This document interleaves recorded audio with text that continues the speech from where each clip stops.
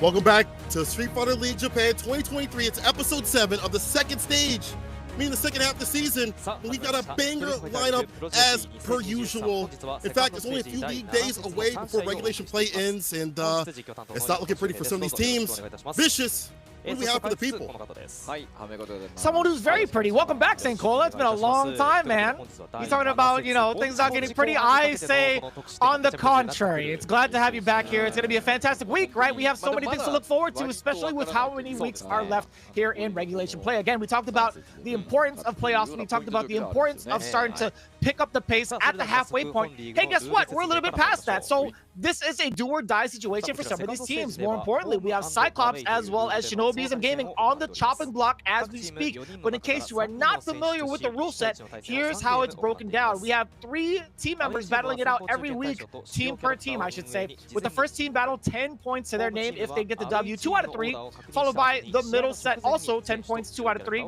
But that ever-important anchor spot, 20 points to their name at 3 out of 5. If there's ever a point where there is a tie, we will engage in a sudden death battle worth 5 points. A little bit different in the rules from the US as well as the EU. They get to pick whoever they want for that sudden death battle. But one thing is for certain, if you're on the away team, you are locked and loaded before anything, before the matches go down, which gives that home field advantage for that team to get the big counter picks going. With that in mind, again, we talked about it earlier, there's so much on the line for some of these teams. Not only just the prestige of being named the champions of Japan, but also having the prestige of being able to play and challenge the other champions of Street Fighter League, including EU as well as the US. I cannot wait to see that. I know that they are starting this week, I believe, for EU, and obviously US has already been started. I had some fantastic matches. If you haven't caught those, catch those VODs. But right here, right now, we have Street Fighter League Japan going towards the playoffs. We march and towards, unfortunately, the choppy block, as you mentioned, for some of these teams, possibly, but we'll see. Little factoid before we get into anything, a lot of these teams are 1-to-1 in terms of fight each other. These are run backs. We're determining not only points, but who's going to be taking the W in the rivalries. I'm sure that's happened previously, but all the teams today are 1-to-1, and they're all playing for some of that guap of the dot. 5 million, 2 million, and 1 million for first, second, and third, respectively, going down the line to the top 3 teams. That's a lot of clear points to buy a lot I could use on my hair. I need all of that considering how much I have. Me too. You know it. You know it. I gotta change my white balance because I feel like, you know, I'm getting a little bit too much shine on my head. So while you talk about that, I'm gonna adjust my camera. So you got me, right? All right, cool. I got you. I got you. And of course, we got you here on the official restreams on YouTube and Twitch. Listen, people, there's things that you like to see. I know you like to see this good action on Street Fighter 6. Tweet out, let people know. I know I tweeted out the thing with Bonchan with a double perfect on the side. Anemo, that was super sick. I know people have felt a certain way for both characters, but it's always cool to see those hype moments. So tweet it at me, tweet at Vicious, tweet at Capcom. Show them what you love, because there's a lot to love when it comes to Street Fighter League Japan. We've been pushing the meta. We've been watching these cats get better and better. One person I'm really looking at these days is Mago. His jury is something super sick recently. I'm sorry, Mago. I didn't mean to diss you, OG. You are dope on that jury. Don't switch. Stay with it. You are the 2D god. I'll never doubt you again. He definitely made people think, oh, I was not familiar with your game, with the switch up with jury. And I think it's really fun to see how he's been grinding and progressing. I think one of the biggest improvements that he's had is his control in the neutral, and also when he decides to utilize drive rush. It sounds very simple, but it's never that. It's actually quite the opposite. We'll get into that momentarily. Let's introduce our first team. Coming in from the away spot, it is Team GyoGun with the Prince of Rapids, none other than Mizuha, who's had a phenomenal record thus far with a very impressive Kami, with just as impressive in terms of his adaptation, the hero of Sunrise, Mochi, with a very aggressive Chun-Li if need be. And then, of course, we got the follow-up with Mr. Optimal. Shout out to Yipes. It's Macho Bo, baby. Then, the man of the hour, the one we were talking about, the 2D god, it's Mago-san with that jury. And again, man, he's been making vast improvements thus far. I don't mind him being at the anchor spot this time, and they're also in a very good positioning, ranking-wise, being the runners up within the top 4.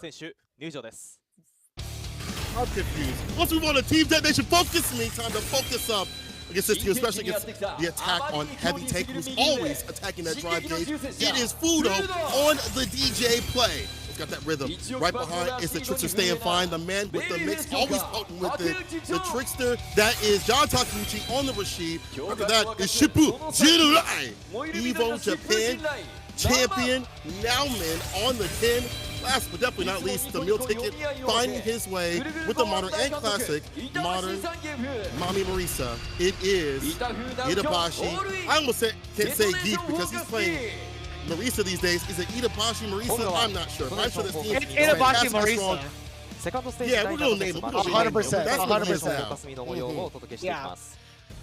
It's I think, you know, Mommy Muscles turned into Daddy Dynamic. I feel like the way he's been playing, it makes it feel like he's on Dynamic Controller. I'm not gonna lie to you, man. He looks like a big cheater out here, but I love his transition into another big body characters. It's very much on point and on brand with how he played in Street Fighter V. Now the question remains, who will be going up against one of the stronger suited players in this competition of GyoGun, that is Mizuha and the Kami. I actually like, this is weird, but I think I like Marisa for this pick. You like Marisa for the Kami pick. And you know what? I agree with you. I feel like you have to really practice that matchup. Listening to Big Bird kind of disseminate what goes on in that matchup. Perfectly spaced the anti-airs. You know, her dive kick, if you whiff it, it's going to be painful. That hurt box is nasty. Obviously, a lot of reward, but a lot of risk.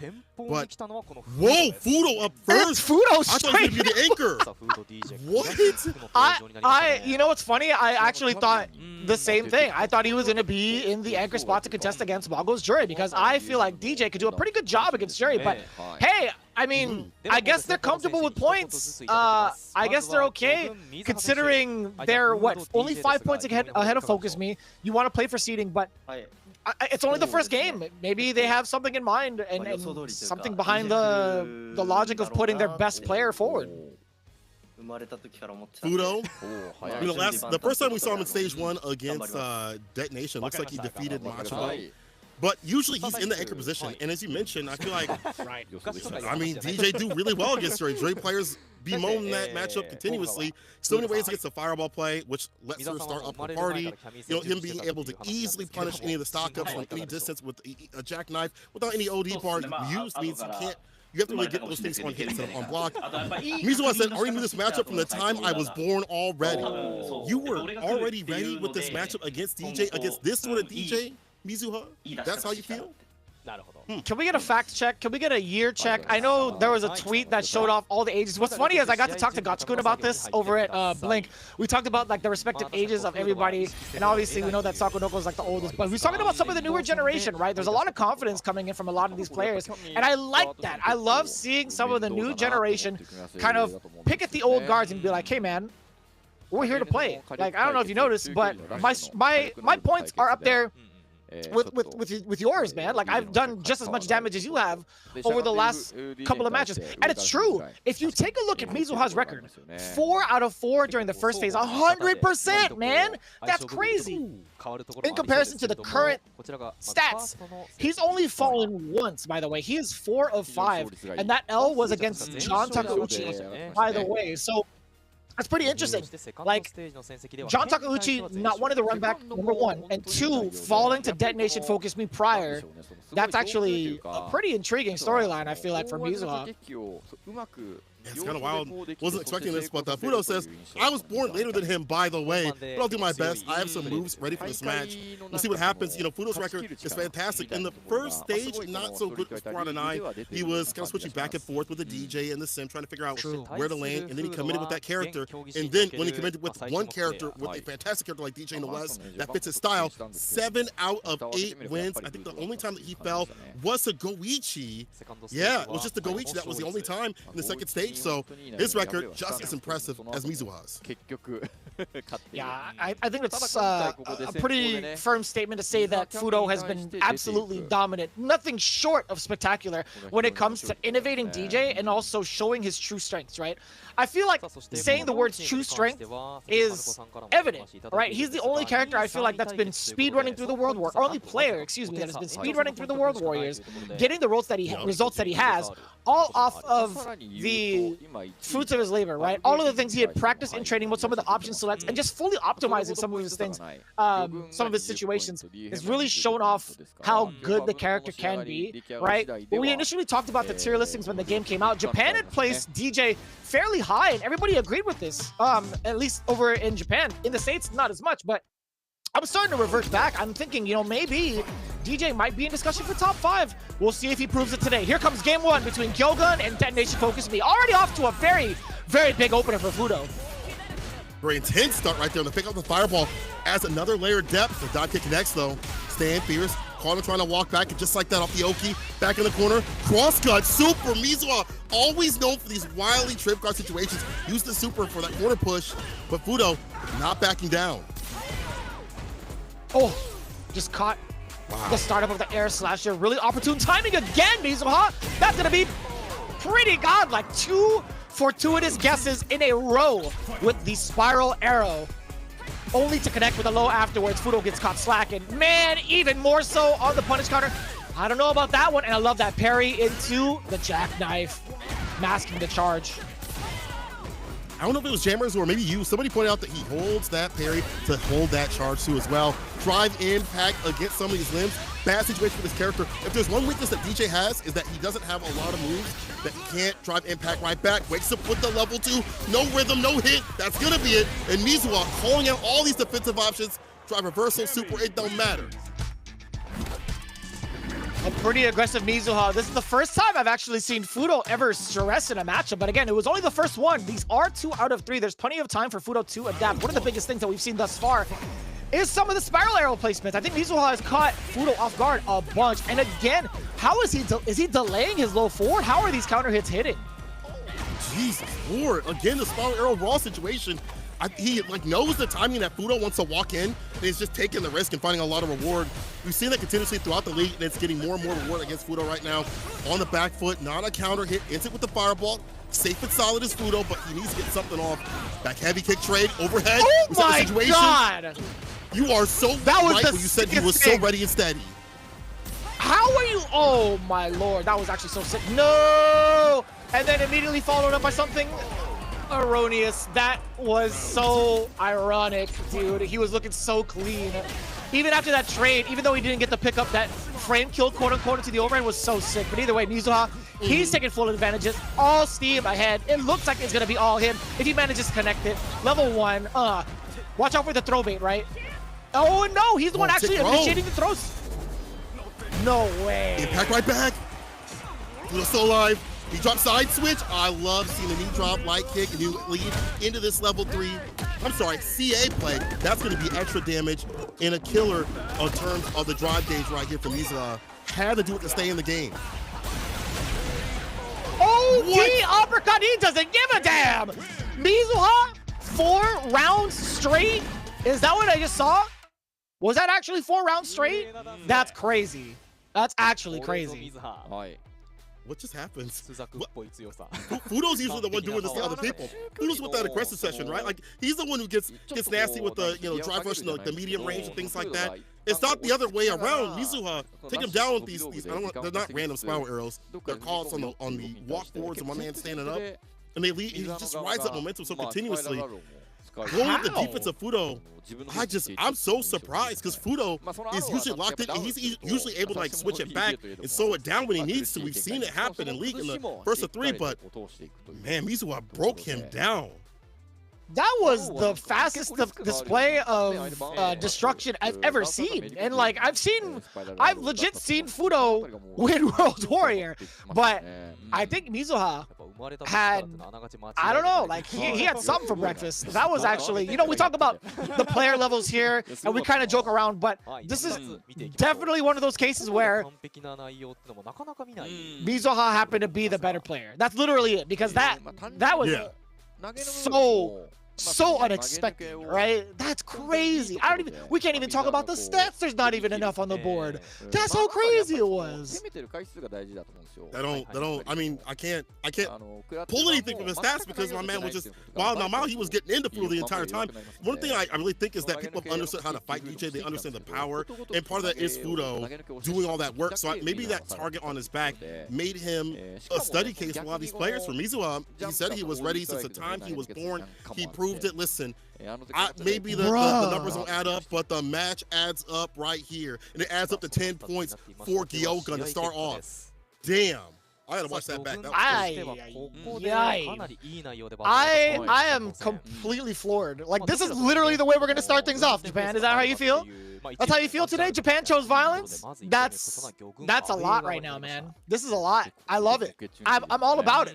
This is actually the streets when it comes to Street Fighter 6. This is actually what it feels like right now. My man dragged him to Metro City, left him there, and he's like, you know what? Hang out with the thugs. I'll be right back. I ain't got time to play with you real quick. So Fudo, he is now one with the streets. Now it really depends on the rest of the team.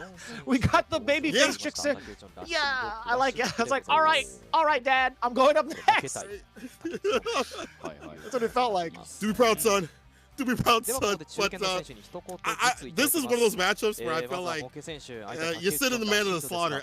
You know, again, referring to the birds, they don't feel like this is a fun matchup for Rashid, one of his worst ones possibly. I'm not sure what Gotchakun and other Rashid players think. It's her normals, her fireball pressure that she can walk behind, similar like the Guile. Her Hazanchu as a call out too as well. That's a nasty thing. And when she gets off the safe up setups, it's going to be hard. Also, her jump ins are nasty too.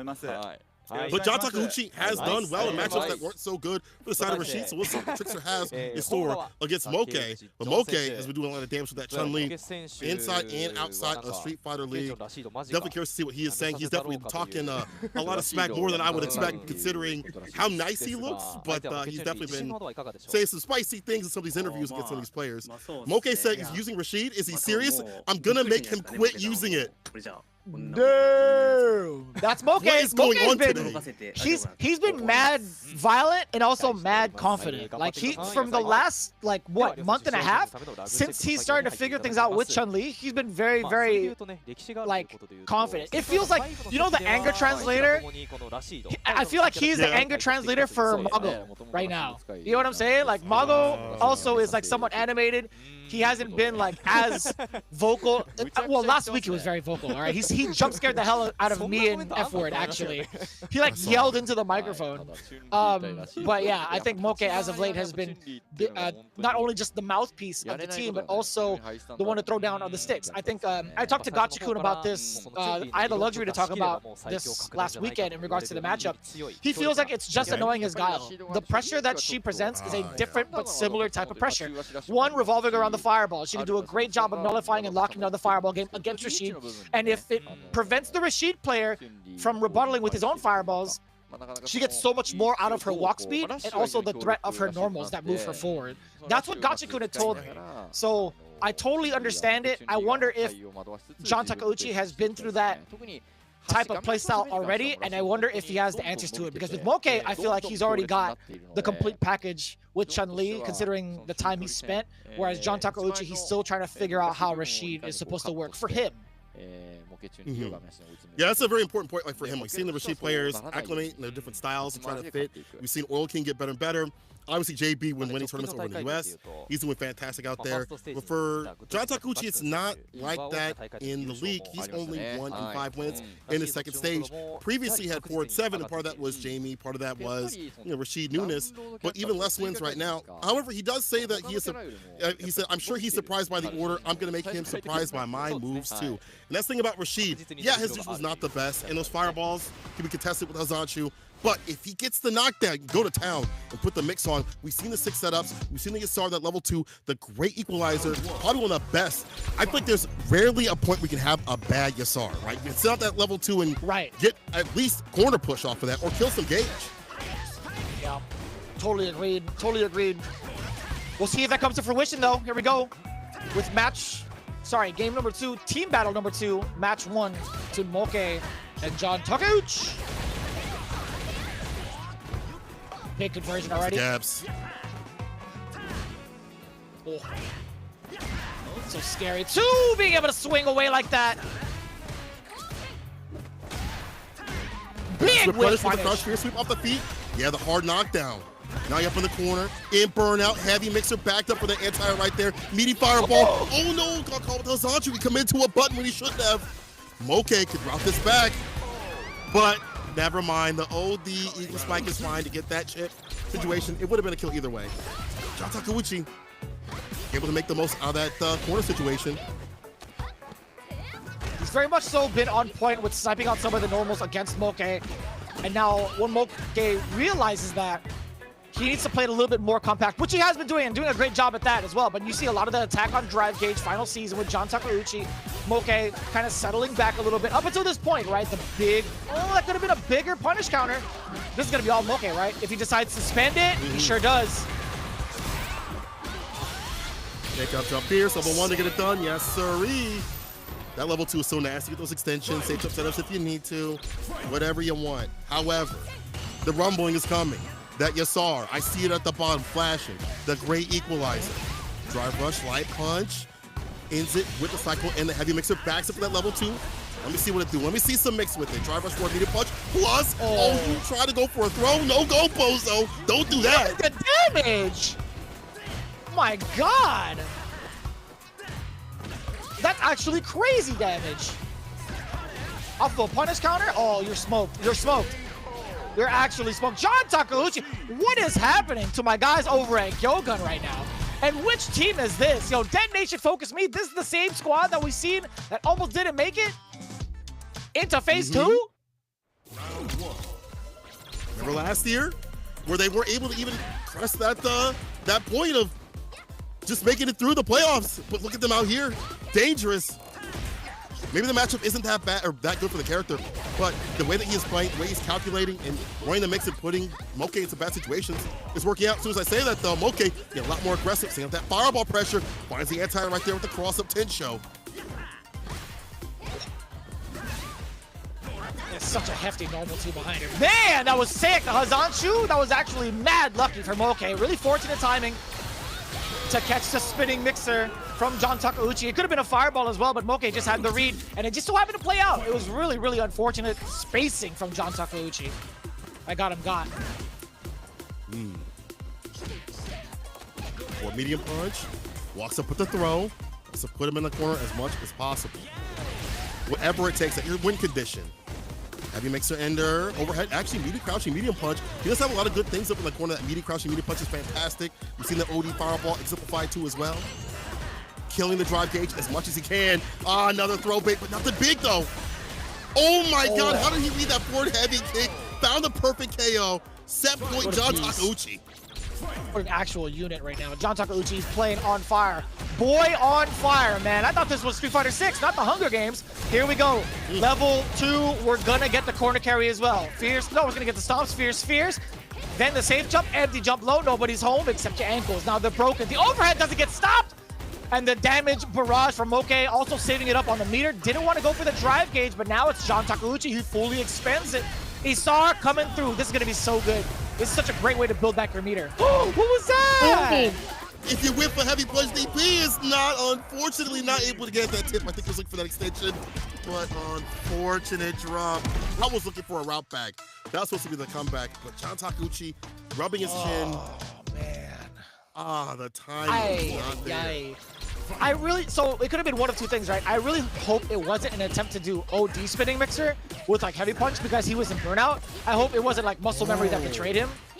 And I really hope it wasn't like the light spinning mixer or something like that. You know what I mean? Like it was hard to tell. Right. It's really hard to tell. But either way.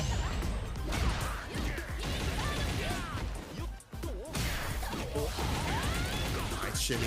OD spinning bird plates, yes. Doubling down with it. ODDP, the bust out. John Takeuchi. Gotta get that bar back though. Not when you put in burnout against this character. That's lightning legs for days. The fireballs too as well. Impact, react right back. The young man reacted from the trickster. Yeah, level 1. Machine kick to do it. Absolutely worth it because he brings himself 1 bar into the next game, right? I totally think that's fine. That as long as it kills, John Takeuchi in great condition, not only to take the game but also set himself up with a level 2. Sorry. Vice versa, right? Set himself up with a level 2, then possibly take the game. But we'll see, man. With the air throw, he already knew it was coming. He sensed out the escape option a long time ago. Light kick to open up that drive rush. So much off these extensions up in the corner. Not where you want to be. Reversal here. Mash from the side of Moche. Gets the pickup. Double dashes in. Jab throw. Takuchi, can he get some room to get that level 2? He's going to do it off the crouch spears. The pushback. He's in block overhead. He's about that drop. He's got the level 1 again. Stand fierce, level 1 to get the win. John Takeuchi. 2-on-4. The immediate rebuttal from Detonation FocusMe. We got ourselves an actual match. It's not going to be a tiebreaker. It's not going to be a 40 ball. It's going to be 30-10 for one of these teams, and I love it. I love the drama right now. With how close they are in the runnings, this is exactly what you need to prove a point towards your current rivals. And I will say it, they are the rivals right now. You know, Detonation FocusMe and GyoGun, they're looking to be one of the stronger teams from what was unexpected, right? When we talk about who we were planning on seeing in the playoffs, I will say this, man, Detonation FocusMe, it looked kind of rough. It looked really, really rough. But we're starting to see Rashid, more importantly, come up in the rankings, man. I'm really enjoying what I'm seeing with this character. I'm really enjoying what I'm seeing with the players that were loyalists to him. I'm starting to see a little bit more development in the meta week after week, and we love that here. Yeah. The continuous amount of variance off these mixes, the corner pressure, how he kills the drive gauge, the level 2, and the good bar expenditure just in general from John Takuchi led to his victory. But I feel like Rashid is like a good character. He just takes a little bit more work. He's definitely a specialized character. You cannot say I have a secondary Rashid and go with it unless you're like a long-time fan like Big Bird. You're like a genius like that. You really got to put and commit the grind and time into this character.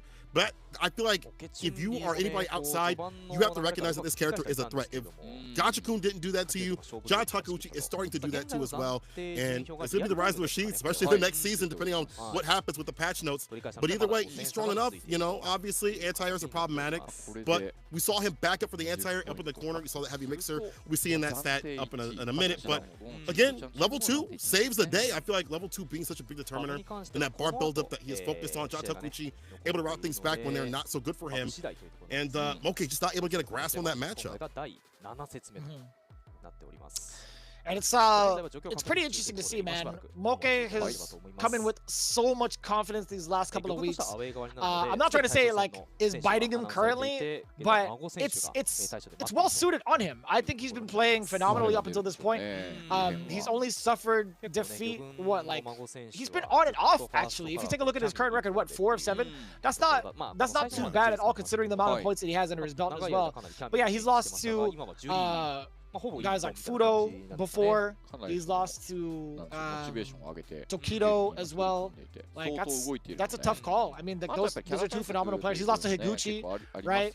But to add one to the belt, add one to the notch, losing against John Takuchi where he had the utmost confidence, I gotta say, man, I think there were moments where he just wasn't ready for the Rashid play, right? We talked about the strategies of Chun-Li being able to move on forward with her forward-reaching normals, to move on forward with her fireball. There were clear moments in game 1 where John Takuchi was ready for that. He was swiping. He was throwing out his fierce against Chun-Li's normals. I'm like, dude, he was ready for that strategy out the gate. So I think a little bit of reassessment needs to be made for Mochi. But it's not going to be anytime soon, right? He's going to be chilling for the rest of the day. It's now up to the 3rd member for GyoGun to make the rebuttal. I'll get there in a second. Look at the anti-airs. 2 out of 2 from the side of John Takuchi. Did a really good job of backing up to make sure the anti-airs were hitting. Not so much to the side of Chun-Li, but that's going to happen considering potential kicks a little bit weird. You know, some of these things were really good. You know, the bust outs weren't so good from the side of Mochi, but bust outs were good from the side of John Takuchi, the trickster. One thing I want to point out though that's not on here is that, again, the level 2, my man built that bar, had that out and about continuously. That stand fierce also felt like it was like Street Fighter 5. The spacing that he had with that stand fierce, especially up in the corner, letting with buttons and catching off a punish counter, having follows with the drive gauge, we led to a success. So tied up, as you mentioned, 10-10. It all comes down to this: who's leaving with 30? Final match. Who do you send up? Ooh. Against Jury from Detonation FocusMe. I don't know, man. I don't even like Marisa in this matchup. I really don't. I think Nauman, right? I think Nauman would be the best bet. Ken versus Jury. Why not? You have a Ken, you gotta utilize it, baby. In the anchor spot? For sure. For damn sure. And Nauman's been pretty on fire, no pun intended. I think Nauman's been doing a pretty good job. He just beat Sakonoko last week, right? I think overall, this might just be a really good pick for this team to put up Nauman. Fudo up was kind of surprising, but Nauman I think is a good secondary to put in there in the anchor position against the likes of Jury. Listening to Nephew talk about the matchup, he said it was kind of getting even on his interview when he had won his Rogue Warrior. Shouts to him, by the way, for winning that. But there's a lot of things that you have to do as a jury player. I feel like a lot more maintenance that you have to do compared to what Kid has to do. Solely not that kind of character, solely not a cat like Nauman is going to be difficult. It's going to be the meal ticket. What is going on? Oh, it's Zangief! You really send up. It's Zangief! Oh, it's Zangief! No shot. Maybe. Is it? No. No way. He does have ways against fireballs. He has ways to hop over fireballs. But other than that, is that enough?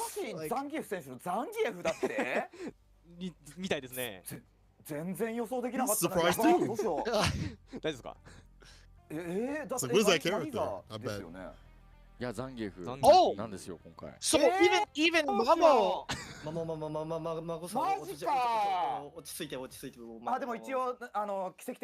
Calm down, Mago-san. He's like, calm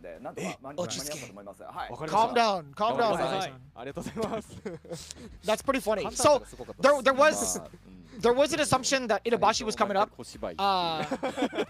He had a feeling that Itabashi was coming up. But he fully expected the Marisa pick. But it is indeed the Zangief pick. And I wonder if the commentators would ask him, I would ask Itabashi why he decided to pick Zangief this time. That is such even him coming up with such a strange decision. I think maybe comfortability. Maybe that's one of the reasons why. I'm curious about overall that matchup. I want to get to see it when it's like Ramsey, just a kid playing it every so often over in my side of the pond. I guess in the Midwest really. But it still feels like it's difficult as Ramsey making leads because he's played Jack for so long, more so than it's Geef making, a good matchup happen. Like, I don't know. I'm very surprised at this pick, but let's see if it works out. Mago said, I didn't expect Zangief to come. I don't know what to do, but I happen to have practice for Zangief, but I'll be all right, says Mago. See if that's to occur. I mean, on paper, yeah, but these matches have definitely different than what I've expected today, so we'll see. Yeah.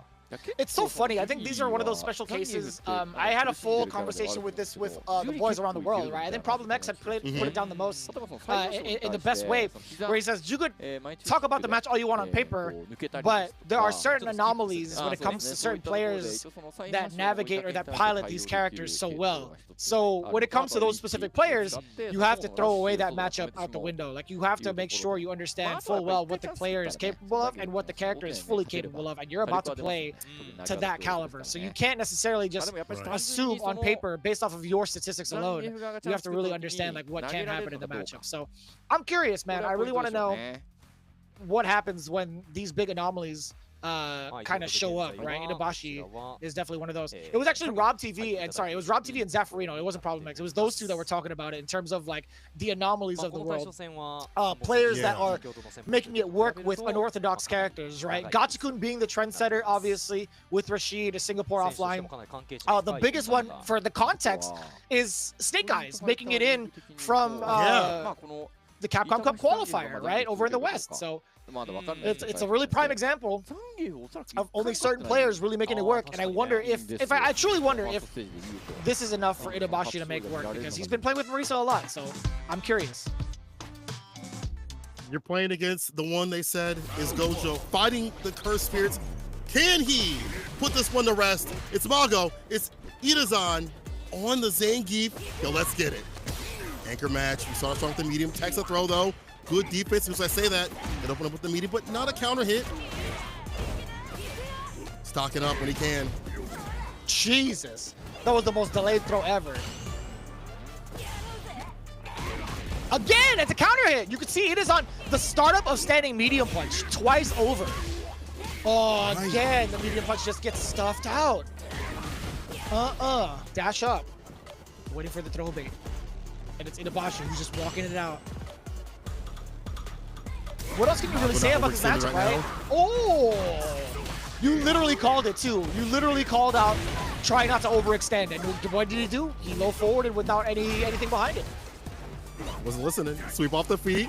Dodge kicks out of danger. Staying away will take that trade. You have the help of that transaction. First one to Mago. However, I slowly see Itabashi working on that game plan that he has stated on his YouTube.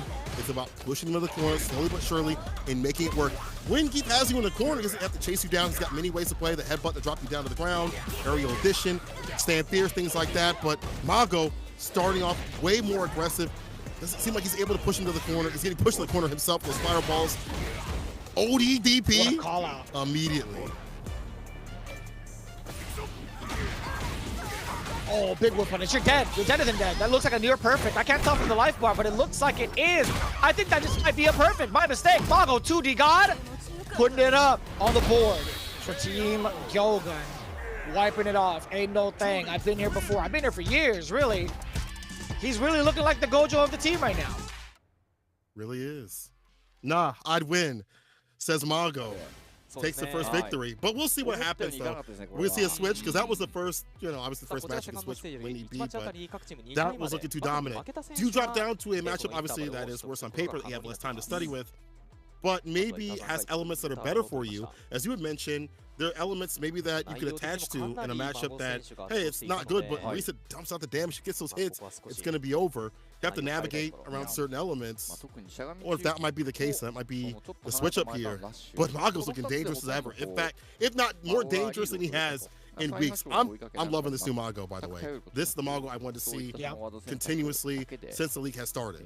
It's a very strong one, and it's also very opportunistic that he gets the matchups that he favors, right? I think this is a very, very good moment for GyoGun to really pick up some points and also keep their pacing at second place if need be for the sake of seeding, right, for the finals.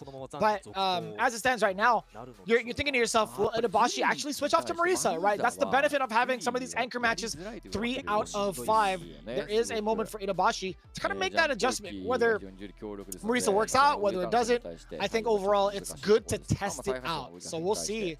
We'll see if he actually goes through with it. I'm actually very, very curious. I would love to see that switch up from him. I want to see how he's been practicing with this matchup. I think Jury overall does a pretty good job against Marisa, but we'll see. We'll see how this plays out. I'm curious. If it's Zangief, I'm praying, bro. Yeah, hoping for something different because you even see like the problem of just stopping her stock ups. Like she's full screen, she's stocking it for free. You don't have the driver's distance like other characters. You can't get in as continuously. Your walk speed troublesome. Your dash up troublesome. It's not working out for you. And then he finds those extensions. He dumps out the damage. He's comfortable in this match. You see him even do the dive kick out of there. Even when he had the lead, he was like, I have a way to get out of dodge continuously. Marisa might be better at some elements in terms of chasing down the character. Driver stand fierce is going to be a good initiator, but that fireball, that crouching medium punch are going to be problematic against like Superman punch or drive rush. He sticks with the Geef. Is this Grief? I don't know. Itabashi, can you do it? We finally get the medium punch to land after how many attempts, but the knee drop? I don't know about all that. The knee hop, I should say. There it is, yes! That's the moment he's been looking for, right? I think that's primarily what he talked about in his pregame interview. He was hoping for the hop to actually be the way to set the pace against the fireballs. But now Mago gets the big escape option at the cost of a good amount of bar.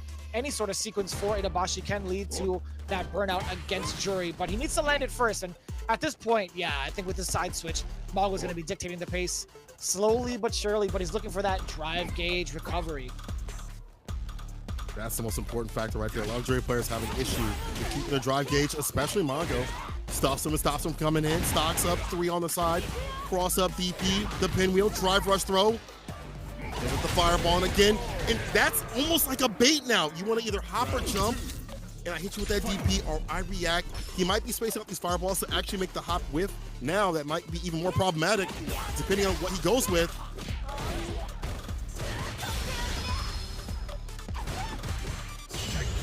Get the block string. The perfect parry is there, and yes, it was a punish counter at that.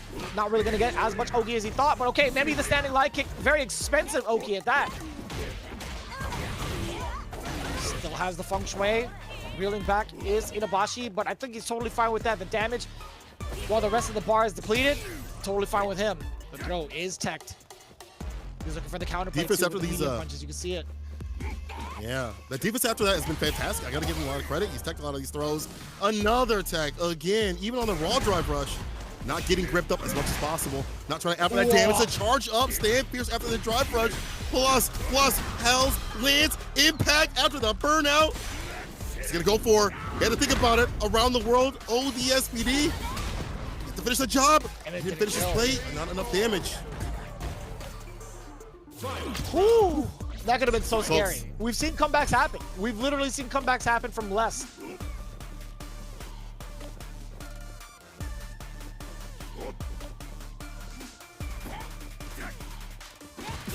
Walking to the corner. So tense, my loyal fans. Oh my God, level 3. Too close to me. Itabashi with a fat lead, and this is great in round 3 of all things. Mago goes to burnout. Oh, that was a counter hit, low medium kick, and now he's swinging with all the mediums and the heavies. You see the urgency coming in from Mago. He's running into all the normals. The Zangief play, it pays off with a rebuttal perfect. Right back at you, Mago. You ain't ready for all this. Look at the masculine muscles of Zangief. That ain't muscle mommy, baby. That's the dynamite daddy, that's for sure. Damn. Look at that smile. Look at Itabashi's face. I see it starting to creep up. That's a dangerous cat when he starts smiling like that. He starts grinning and feeling just how to read the other player. And he's doing all the reads right now, getting the punish counter with that drop kick that implemented. And now, again, SPD, you are too close to me. And Mago's caught up in the corner. SPD again. Mago's breaking down. This is a huge, huge turnaround with the way Itazan is playing now against Mago. But it could be also the fact that Mago might be a little bit timid. He might be a little bit timid in terms of the approach. He's not going to be drive rushing as much. He's not going to be getting away with those delayed throws. He's very weary with his drive gauge. That stand medium punch doing so much work, and Itabashi will take it a trade, but the punish counter is A-OK too as well. In that range to let that crouching medium kick or damn near most of buttons whiff, especially when he has that lead, doesn't have to overextend. And Mago, if he doesn't have the lead, doesn't feel like he's in full control, hasn't gained control at all. Oh, hard knockdown. Sit him down. SPD. Sit him down again. Drive rush forward again, one more time. It's the Fierce, within range, Fierce again. Whoa.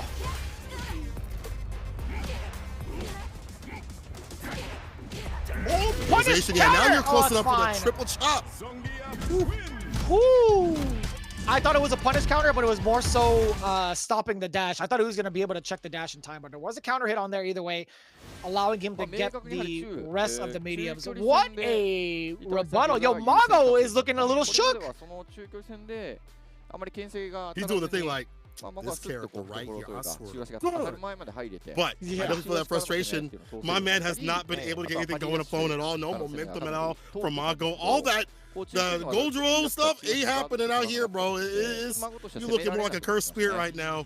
And the switch up here from Itabashi, being able to get these drop kicks, these punish counters, get these fat leads when the round starts, and then get just these stand medium punch checks against the drive rush dash ups and trades have been fantastic. It's putting Mago off his game. He doesn't really have a game plan when that happens. Think of something real soon. I kind of wonder, man. I wonder what needs to be done now. Does he have to play a little bit more active?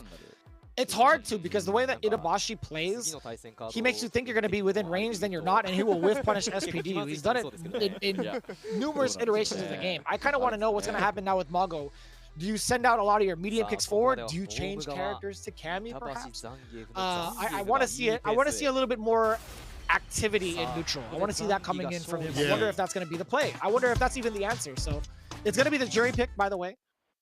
Here we go. Sticking with jury, okay. Possibly the final one. We start with the OD fireball. Maybe that's also a way you can play right there. You see that OD fireball at that distance and establishing what could happen to neutral. Damn, the check, the SPD connects right after. He's not starting to get that lead again. Don't let him do it.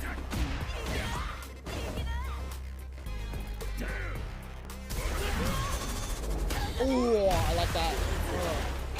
Gave it to him. bit of erroneous movement coming in from Itazan, forcing out that drive impact earlier. Oh boy! What was that? How did that throw connect so medium far? punch didn't reach. Oh. Yeah. You're in the corner though. This is good for either player. Nice whip punish. No back though. This is absolutely A-okay. They're close to death. They're looking for a drive impact. Put him in the corner. Back in the DP, but no, it's not meant to be. Right idea, wrong timing. Oh. He's smiling. He's turning. I don't like this. I don't like this, man. He's too happy over there.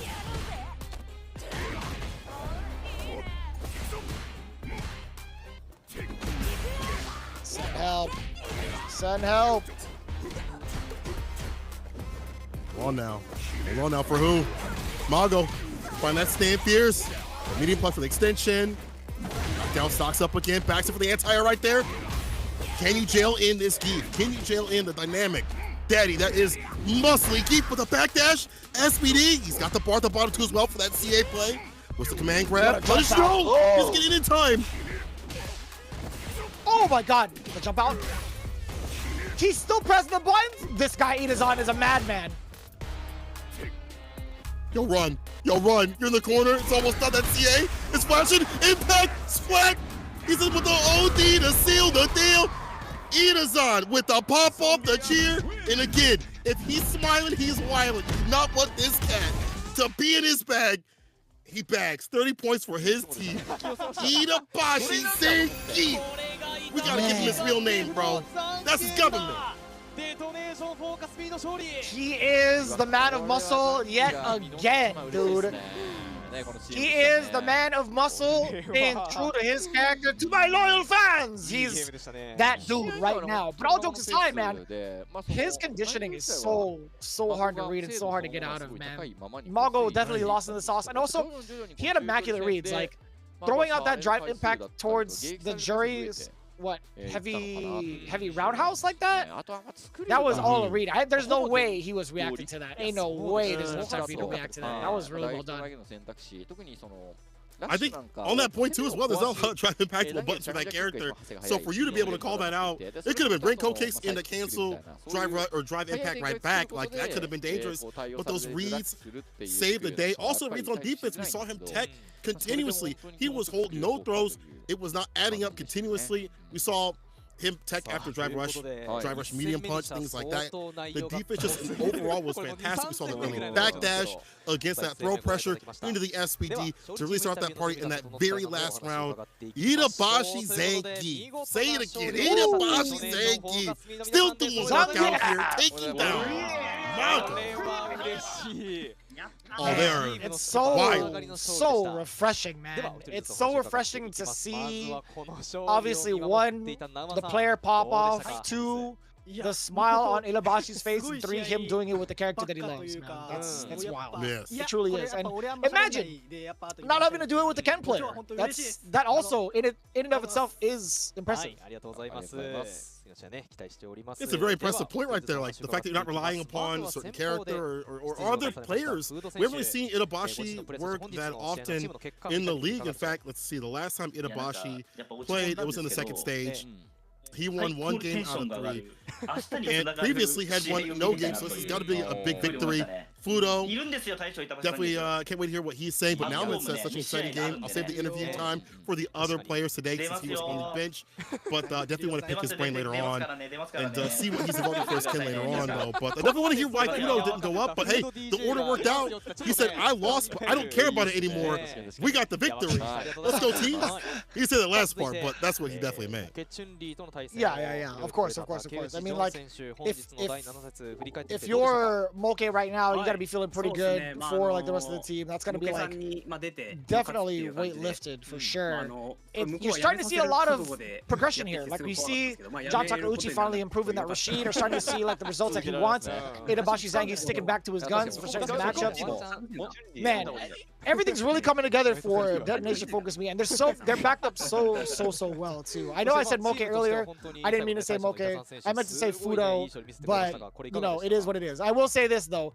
Fudo not getting the W, also a very big surprise. Yeah, that's like a target on the back kind of thing. Like he's been noticed as one of the best Japanese players. I mean, he always has been, but even more so in Street Fighter 6. Even recognized worldwide. My boy Automatic said he proclaims that Fudo will win the CPT finals. And honestly, the way Fudo playing, he's a top pick, you know what I'm saying? So John says, I was scared of Mochi when he came to make me quit Rashid, but I'm relieved that I won. So again, playing as a specialist, being a specialist with Rashid in general, maybe helps you develop matches even further, where you know that you have to eke out as much as possible with the character, especially when that's perceived as weaker, and he definitely did so good stuff to him. And I can't wait to hear what Itabashi got to say. Please let it be smack talk. Please, God, I am begging you, Itabashi, hit me with the nastiest stuff.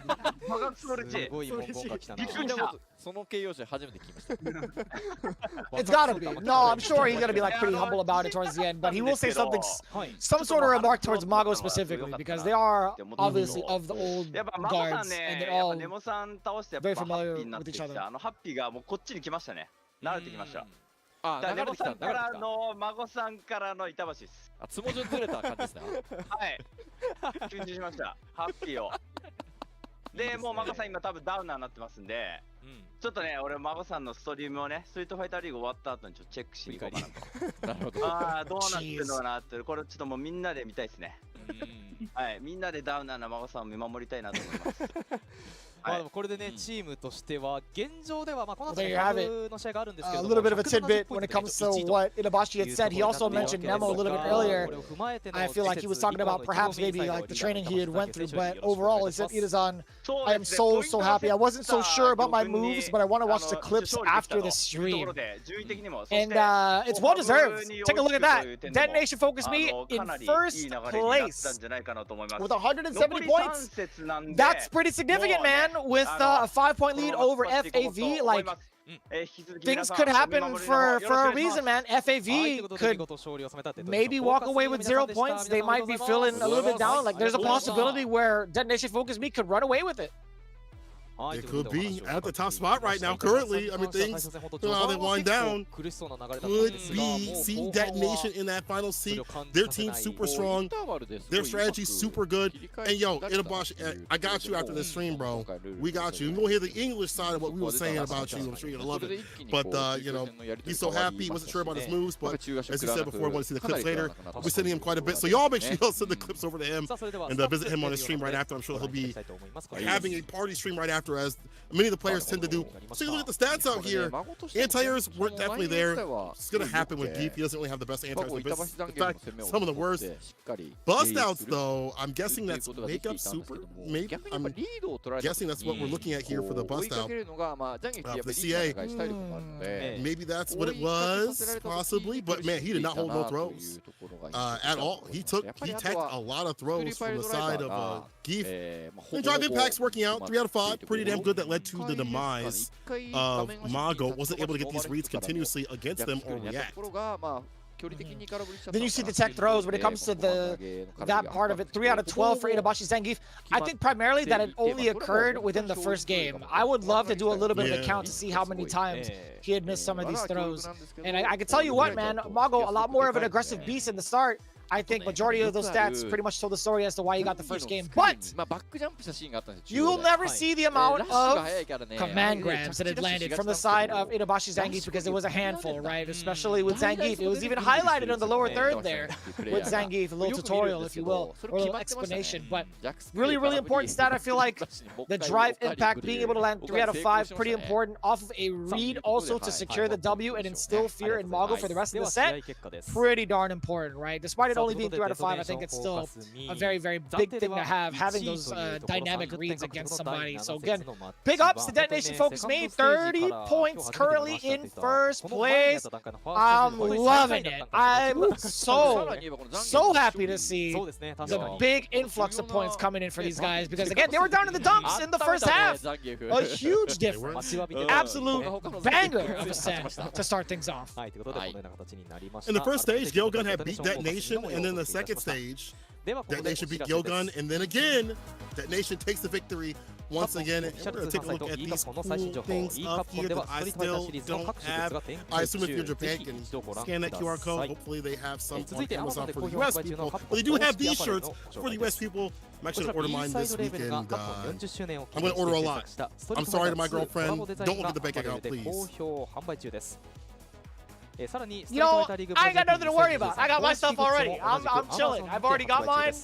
I'm big chilling. I might order some more, but as of late, a lot of my packages have been delivered to the wrong place. But I will tell you this, man. If you guys check it out right now, you can check out the Amazon link over at the bottom at whatever site you are watching this stream on.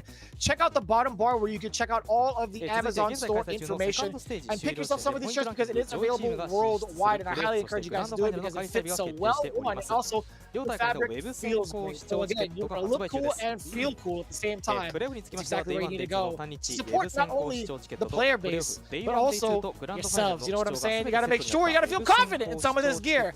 And I also want you guys to check it out with Street Fighter League Japan playoffs being right around the corner, 16th and 17th of December. You guys want an early sneak peek? You can pay that fee of 6,500 yen, or also scan the QR code on the bottom right if need be. But also, more importantly, the granddaddy of them all, the grand final for Street Fighter League Japan. I cannot wait. This is going to be the culmination of some of the finest talent in Street Fighter 6. I guarantee you. You don't want to miss it. Again, be sure to scan the QR code if you want to catch the the on-date preview, whereas we will be doing, I think we're doing this live as well, right? If not the later date, we should be doing this live, right? I think it's the same day, 16th and 17th, and that's what was sent over to us, so, and I hope so. I definitely don't want to have no spoilers and things like that, and you don't want to be spoiled. Make sure y'all hit that QR code ASAP and get your seats, your virtual seats, and get settled in for some great Street Fighter 6 action. Because again, this is all towards the playoffs, the finals, and then of course the grand finale at Capcom Cup versus the US and the EU. Those are happening right now. The EU is going to be starting, I think, today, maybe in a few hours. I believe. I'm not sure the exact time. Time is a figment of my imagination, so I'm not sure. Whatever happens, it'll be this week. But either way, the teams are stacked everywhere across the globe, and it's so hard to close to get that victory. We've seen a lot of shakeups happen over in the US. In the EU, I expect the same thing. And here in the Japan region, well, you've already seen it happen. You see some of these teams right here have lanyards, have cool gear, but did not make it all the way through. Good 8 squad, we expected to make it that top spot. Ain't even in the second section. But either way, you can still support the players of that team because they also have their own viewing caravans as well. They've been doing a lot of things with their organizations to also promote Street Fighter League. And what better way to promote the game than actually taking it down? 34% off? That's a pretty good deal to pick up the game. And also, what's really, really cool is the demo is still out for free. You can still play the game and try it out in all of its glory. Granted, it's only Luke and Ryu, but you still get the beefiest parts of it. You still get to play the game and figure out how the characters work. But you want the entire, the whole thing, every single feature, every nook and cranny of the game, all of the cool stuff, single player, multiplayer, etc. You guys want to be a part of the fighting game community? Pick this game up. I highly encourage it, especially with the big savings happening right now. You won't regret it. You might see me or St. Cola on the streets. Who knows, man? It'd be pretty fun. It'd be fun as this upcoming matchup here. Saishunkan Sol Kumamoto versus CYCLOPS Athlete Gaming Osaka. You do not want to miss this fantastic Street Fighter 6 action out here at the league. Hey, if you see some clips, tweet it out, let us know. Hit up me, hit up Vicious, hit up Capcom, and tell them what you love. Hit the subs, like, subscribe, do all the things on the YouTubes. Hit the VODs up too as well. You do not want to miss any of this action. People, when we return from the break, even more Street Fighter 6 action out here. Street Fighter League Japan 2023 coming right at you. Don't go nowhere. Maybe grab some stacks, things like that, but come right back. You don't want to miss a single punish counter, single counter hit, single SPD, or a single anything that comes from these characters, a single drive rush, whatever it may be. You do not want to miss any of this action. Appreciate everybody that has tuned in and joined us, but I think we're going to be taking a break real soon because, hey, this action has been heat, it's been flames. We have to take a little bit of a breather, a little bit of a calm down, a little bit of a pull back. My heart's beating a little bit too much. I'm too old for this. But when we return again, we'll see the action. Soul versus CYCLOPS Athlete Gaming. CYCLOPS needs as many points as possible. possible to take that top spot. Soul is sitting pretty, but for how long? We'll see who stays strong. After this break, we'll see you very soon. 中足ラッシュに2回転はあそこは相当良かったですね。しびれましたね。はい。あんな速さでぐるぐるしてんだなっていうねことで。はい。そしてね、このように X でもトレンド入っていますが、X での選手の応援コメントや番組の感想もぜひたくさんご投稿いただけると嬉しいです。よろしくお願いいたします。はい、よろしくお願いします。はい。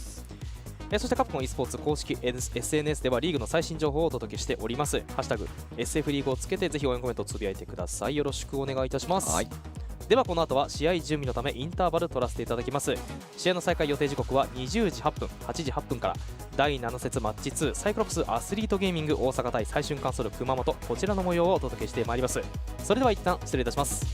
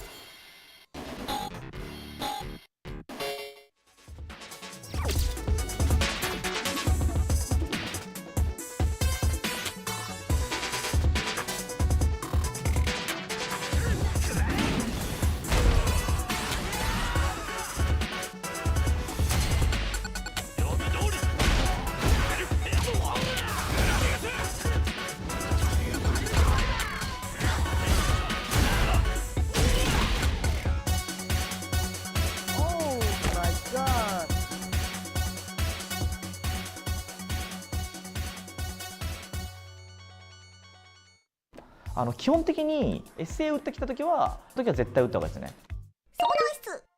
光ったイコールもうこれだとこうめちゃめちゃしかもこう走ればもう大ダメージも取れるみたいな。おしっぱ、その光ってくださ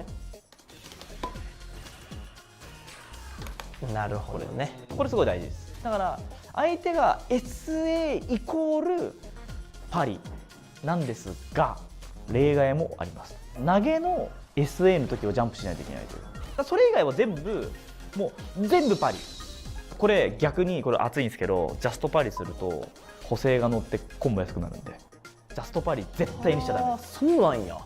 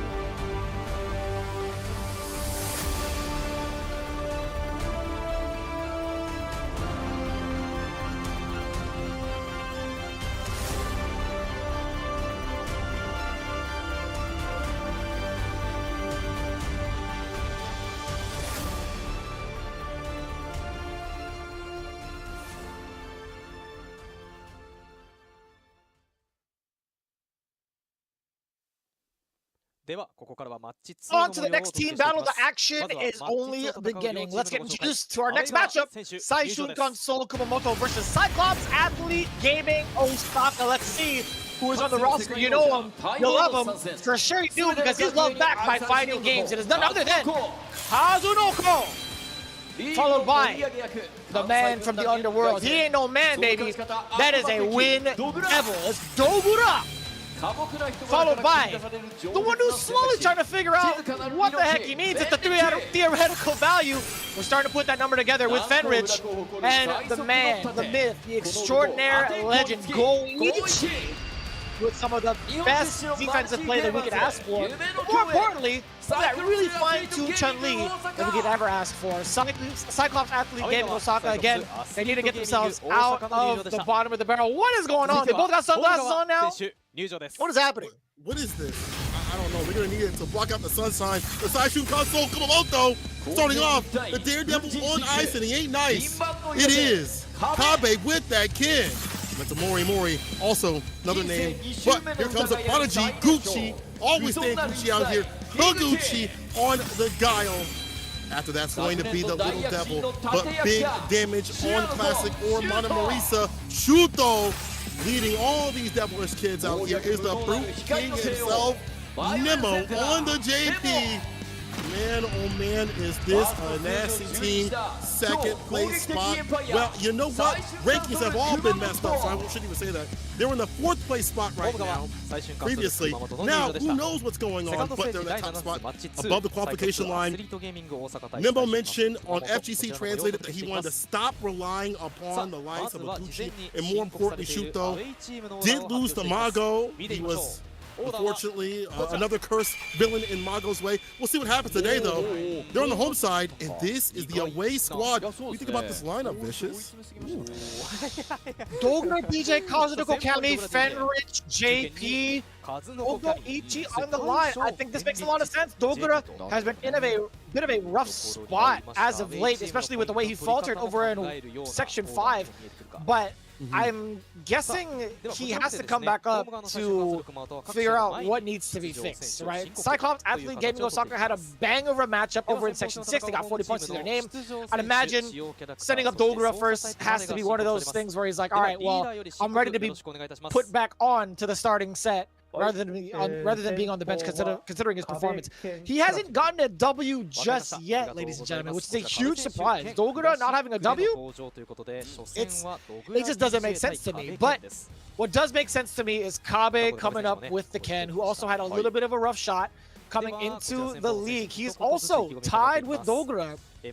So this is going to be the first to get the W matchup, essentially. A lot of pressure, I feel like, more on Kabe than it is on Dogura. Dogura has been a part of this type of atmosphere for a very long time. One of the members, part of the former champions of Good 8 Squad last season, right? So I'd imagine if you're Dogura, you got to be feeling some type of way not having any points for yourself in comparison to how well he did in the previous season. Is it one of those things where he's only good in the very beginning of a game? Who knows, right? I think with all the information out there with DJ, I think he's got more than enough ammo to readjust his strategy and how he wants to play. Maybe during that time period, the focus on Blanca that he had, as well, maybe that kind of hurt his DJ training. Maybe it's just his style being figured out a little bit more. Maybe he's a push DJ the limit like Fudo has been. We'll see though. Kabe though, this cat, I think it's a good idea to set him up. He did lose to Yamaguchi in one of the World Warriors, made that top spot, but lost to Yamaguchi. So he understands that matchup. He's definitely gonna map that out. He is a man of the lab. He definitely has the most wild punishes I've ever seen for the most minute things. Kabe says, I really respect Dogura. Let's make it a good game. Dogura says, we're really in danger. Watch us destroy Saishunkan Sol Kumamoto. With those kinds of words, good luck to Kabe. Yeah, Kabe's still trying to figure it out, I feel like. I think his transition over from his Zeku days hasn't really translated well to this type of player that he wants to be, right? Which is kind of funny. I know I feel like on CFN in the early phases, I feel like he played Kim just a little bit, but I'm not too sure if maybe I was looking at the wrong CFN, because there's a lot of people who have taken CFNs nowadays away from people, but the fact still remains, he's not playing to the degree that he wants to, and that is for certain. You can see it on his stats, you can see it in certain ways he's playing against certain players. Like even last week, he's been so read heavy against against Mizuha's Kami, right? He was banking on the jump dive kick escape out of throw, which is a pretty important tactic, right? You want to enforce the throw bait or enforce the throw game with Ken as much as possible, but there was no conditioning behind it until the very, very end. So I really wonder if he's able to reassess his gameplay based off of that performance. But Dogura, also talking about him, he had he had an amazing first half, right? He only lost one game. He got 50 points to his name, but he hasn't secured a W just yet. You can see it right there in the lower third. He lost to Shinobism Gaming. He lost to FAV Gaming. He lost to GyoGun as well, to Yamaguchi, Ryusei, and Mago respectively. Who knows what's going on in the mind of Dogura? And what's funny is, I went to his stream immediately afterwards last week to congratulate him, and he was already hopped on to a different game. I'm like, brother, what is happening? I'm like, you're just lax right now, huh? Is that how you feel? But don't do that. I'd have to check out his VOD again. I don't know, man. There's something in the water right now for Dogura. He's trying to get out of silver in a different way, right? I'm not gonna say what, but I will say this, man. His gameplay has been suffering a little bit, and that's just the facts. I mean, his playstyle has always been, almost feels like it's psychic, right? So the way that he plays is different than other players. Maybe people are just adapting to the way that he strikes, but Kabe, I've watched him for years when it comes to Zeku, when it came to this Ken. The way that he plays outside of a team element is way different than what he's playing right now. He is not playing to his potential. He is way stronger than what he looks. He's got to showcase what we've seen in that CPT World Warrior tournaments and showcase it right now. Side switch off the Dragon Lash, ends it with the DP, of course. Fireball, no run cancel right there just yet. Wants to walk him down nice and easy.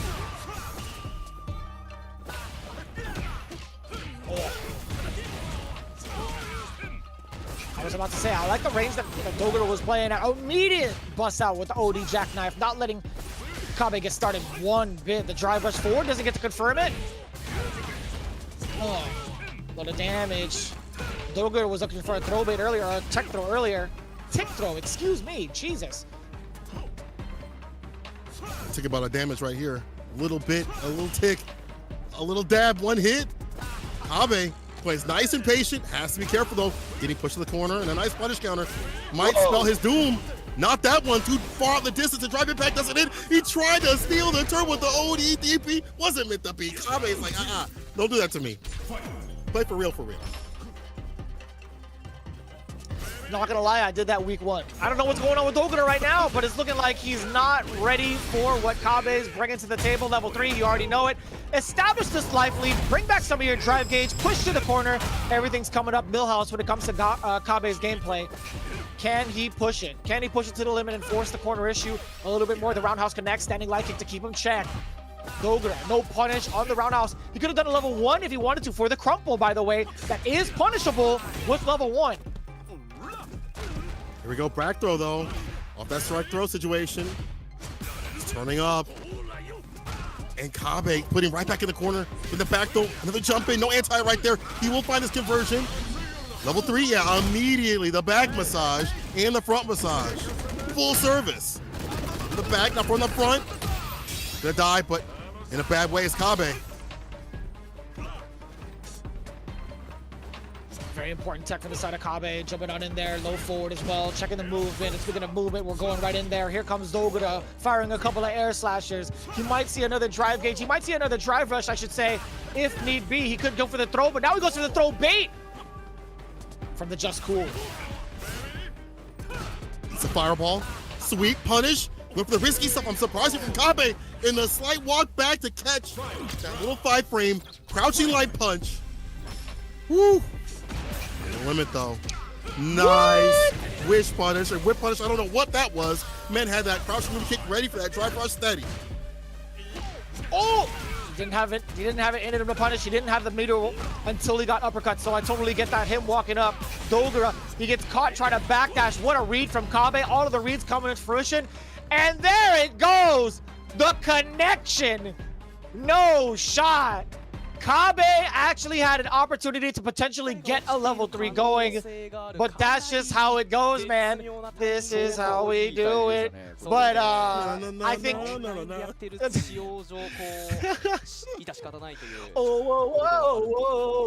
telling you, man, this is how we do it.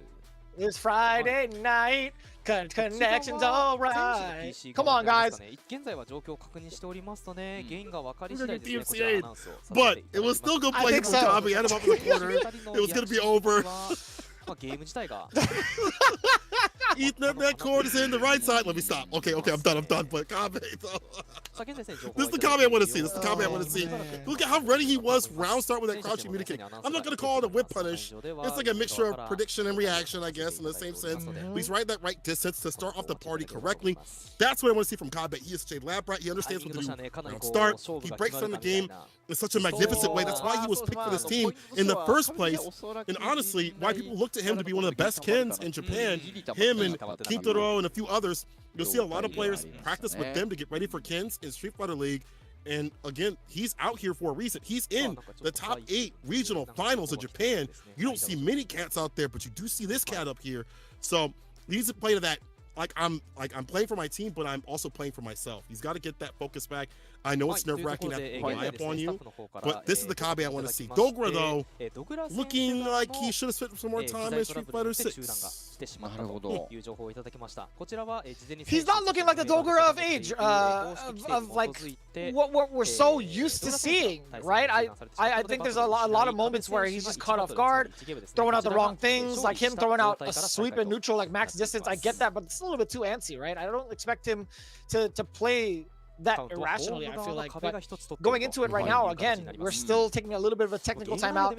Dogura was disconnected, but either way, even if we restarted it, Kabe should have round 1. He does have 2 bars to his name. He was actually 1 touch away from getting a level 3. So the last we saw of him had the corner advantage, had 1 more sequence left. Kabe actually went for a Jinrai.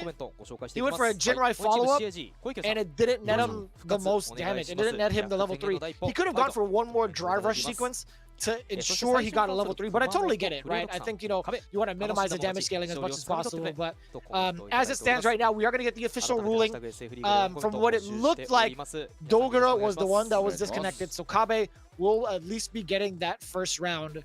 Other than that, though, Kabe's been looking very, very strong, making all the right adjustments and reads towards Dogura's offense. Yeah, I feel like the sway play hasn't been working out. Where he used to be so psychic with that, it felt like it landed damn near every single time.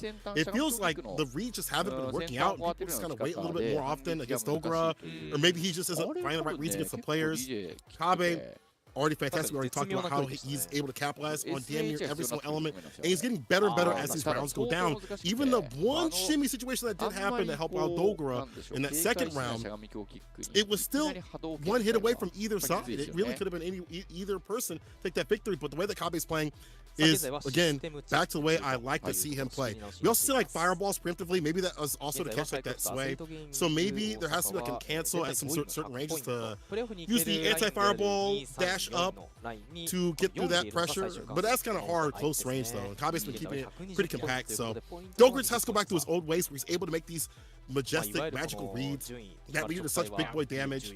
Those sweeps that you mentioned, even though they're not like problematic in terms of getting punished, they can't spell doom later on, right? Because that could be drive impacted if he calls it out. That leads to the damage. Oh, he got jumped in. Like he just got jumped in. That was actually, it was unfortunate timing. Like the one sweep he threw out randomly in neutral, Kabe was already airborne and just smoked it, man. It was actually mad damage, but yeah, it's tough to throw out there, right?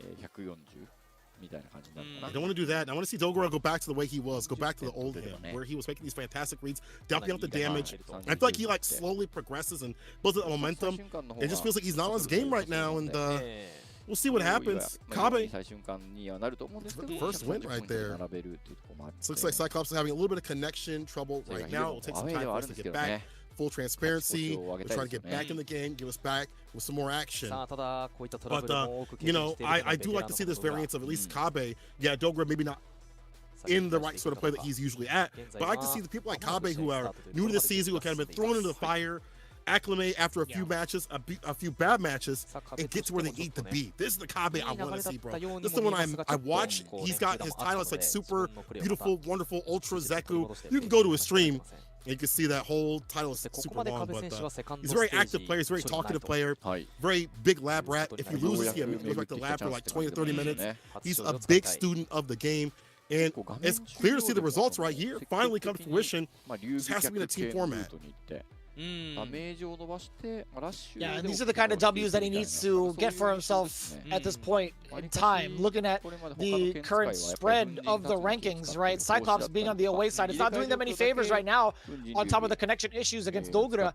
But Saishunkan Sol Kumamoto, they're currently sitting in 4th place with 120 points to their name going into this week's battles.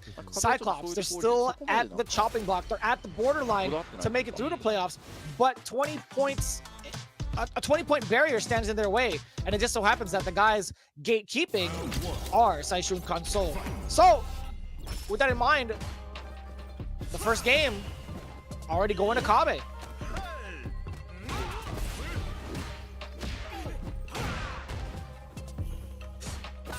Sweep working out here for Kabe. Get that knockdown, finds the side switch. These anti-airs have not been working back. You know, we haven't really seen him walk back and do like back heavy kick against like the jump light kick. I haven't seen a lot of adjustments. There it is, finally the anti-air. As soon as I ask for it, he delivers.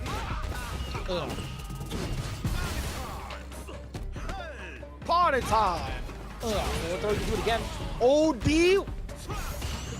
I love the call out. Not afraid to get thrown again. Not afraid to die, really. But it is the just cool punish counter. You had prefaced it earlier. Sankola, he made that right read. Dogura, he heard the call, and he shot his shot. He's in. DMs are locked down right now. Break that back, though. Not going to happen. Kabe knew what was going to happen there. Finds a punish counter. At that distance, I like that people are acclimating to dealing with Sopat. You see that stand heavy kick. Get the punish counter. Cross up DP. Can't leave for free. Get back in the corner. This is where you live. Start paying rent. Did you get the tech on the tick throw? I finally got that sentence correctly. We do get the parry on the fireball as well. It's Kabe who has a man down. Oh my God. I was going to say a massive life lead, but the crouching medium punch so compact, just fast enough. An excellent tool to get a counter poke going. He gets a full conversion, buffered by that drive rush behind it. A big punish counter coming in from Dogura against a sweep just out of range. And now it's Dogura's turn to get a safe jump as well. No back roundhouses to catch the jump out for free. Again, the read from Kabe. These jump-ins have been immaculate. Level 3, you already know it. Let me get that damage with a side of fries. Yes, sir. Kill that drive gauge too as well. Has him up in the corner. Bar at the bottom here for Dogura. Can he enact some damage on his side of things? Gets a nice punish counter. It might hurt, but this is going to hurt real bad. That's a Genrai fly. Ends it with a DP. Only one sequence. Jump fierce. Almost caught the backdash. The throw. Kabe. He's in. Jump fierce again. No anti-air is right there. What's there is Kabe with that jump fierce. Fist to face to put him in his place. And Kabe finally getting his first victory of this season. Dogura with another loss. In fact, speaking of loss, he kind of lost to get those anti-airs up in the corner. He just watched that come down. I'm not sure what happened. Ooh, that's a good question. All right, that's a good statement to say. I mean, I also don't know what happened in regards to Dogura's mental, right? There's been so many big mistakes, I feel like, in regards to keeping his opposition in the corner. I think keeping the pressure on, too, it just wasn't enough. I feel like there were certain issues, perhaps with his connection, but at the same time, it's like there are certain things he's well practiced in. We're not seeing the Dogura that we're used to. I think we're seeing somebody who is, with all due respect, the same that he's played in the first phase, right? This is like the Dogura of old, where everyone else has kind of like evolved into the meta, evolved into what is commonly seen, and also evolved into keeping it locked in terms of not letting any of these big mistakes happen. Kabe is slowly starting to clean it up, right? But everybody else not letting these big mistakes happen, really making every hit count. And also taking advantage of their time to figure out some of the matchups. But with that in mind, Saishunkan Sol Kumamoto broadening their lead. They got 30 points ahead of the game, away from the borderline, which is going to be great now. They increase it away from Shinobism Gaming, in turn with CYCLOPS Athlete Gaming Osaka. Overall, they're in a pretty comfortable position to make it. And it's only been the first matchup between the two teams. Looking at the match, or excuse me, looking at the stats, anti-airs 2 of 11. Kabe took this guy's all bunch, and that's a lot of damage. That's a lot of damage and corner carry. I like that. If he's not anti-airing me, still keep jumping in. There are, obviously he has a lot of good anti-airs. Back heavy kick, sweep at some ranges, DP. Some ranges was kind of hard to get that DP off because it was like a sharp angle with the jump light kick. That's the reason why he probably went for that button more often than not. But still, back heavy kick had to be utilized a little bit more often, especially earlier in the game. At the very end, led to his demise. That jump, I feel like, was a big reason why Kabe got the victory, and that allowed him to make the most out of that ground game. Dogura looking very lost. I think I agree with your assessment in terms of him running the old sort of meta, relying upon just cool conversions and things like that. There's a lot more to this character that people have to dive into. Look at Fudo. Hell, look at Yamaguchi when he's on his day.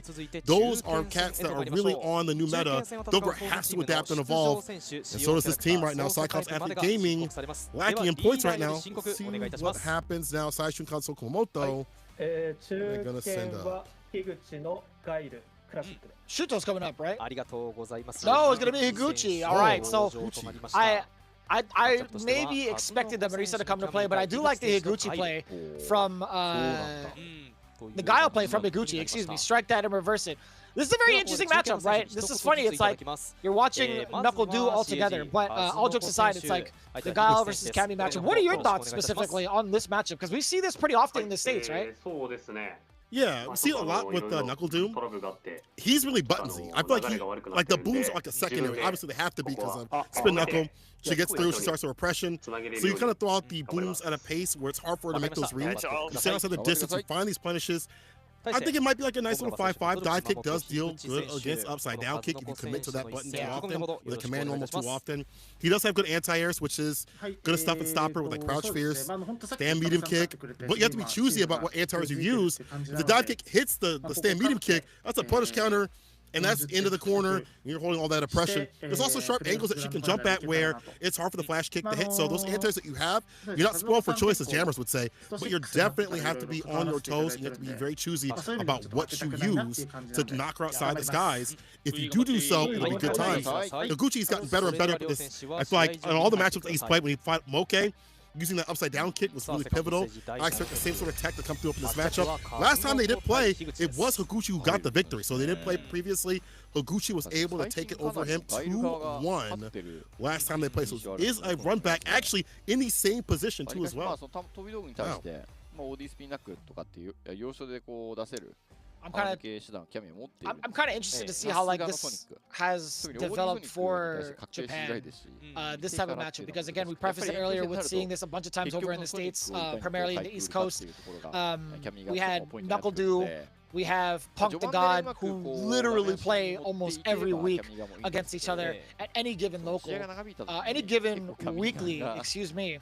But I think right now is going to be a very interesting bout. You know, taking a look at Higuchi and his current struggle, 2 out of 7, a wholly different structure, a wholly different type of stats you will see from Kazunoko with 4-4. This man has been on fire. The man on fire, 4 wins straight, 100% record. This is the Kazunoko that we were expecting to see pretty early on, I feel like. He wasn't feeling that way in the first stage, but knowing Kazunoko and the man that he is, former Capcom Cup champion of Street Fighter 4, this guy, he understands what it takes to break down some of the matches. And I think like with his aggressive demeanor, Kami is just the perfect pick for him. So we'll see what kind of playstyle Higuchi is going to perform with.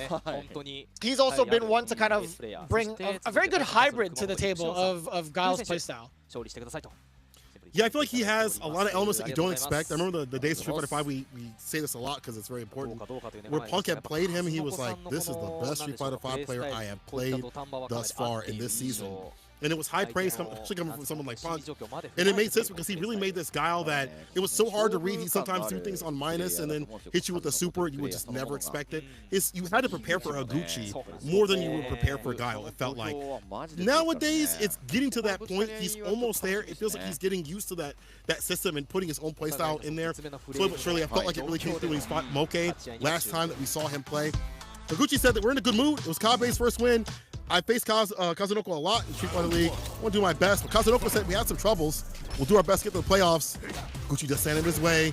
Second game, see who gets that victory. Extend heavy kick's going to be very important to check and challenge the booms preemptively, but that crouching mid-kick drive rush starts us off in the corner. Finding a connection with the flash kick is so important because how far it sends back the opponent to set up for a boom or at least get out of the corner. Higuchi opts for the latter, right? Now him being able to play within this range with Sonic Booms, it really puts a break on Kazunoko's offense thus far. The low medium kick, also another great check, but the roundhouse too, the upside down kick, that's something you need to be wary of. Kazunoko slowly inching his way forward, but the plethora of the movement and the normals coming in from Higuchi is really preventing Kazunoko from stepping up. Ooh. Almost had that idea off the OD, almost on the push, I should say. Back fist in play, crouching kick, perfect parry. Gets a drive impact, killing the gauge with that stand medium kick. That last hit. Sonic Boom gets a knockdown. Guile, not out of options when he's put in burnout, but this is bad, you're on the back foot. These drive impacts have definitely been working out for Kazunoko more often than not.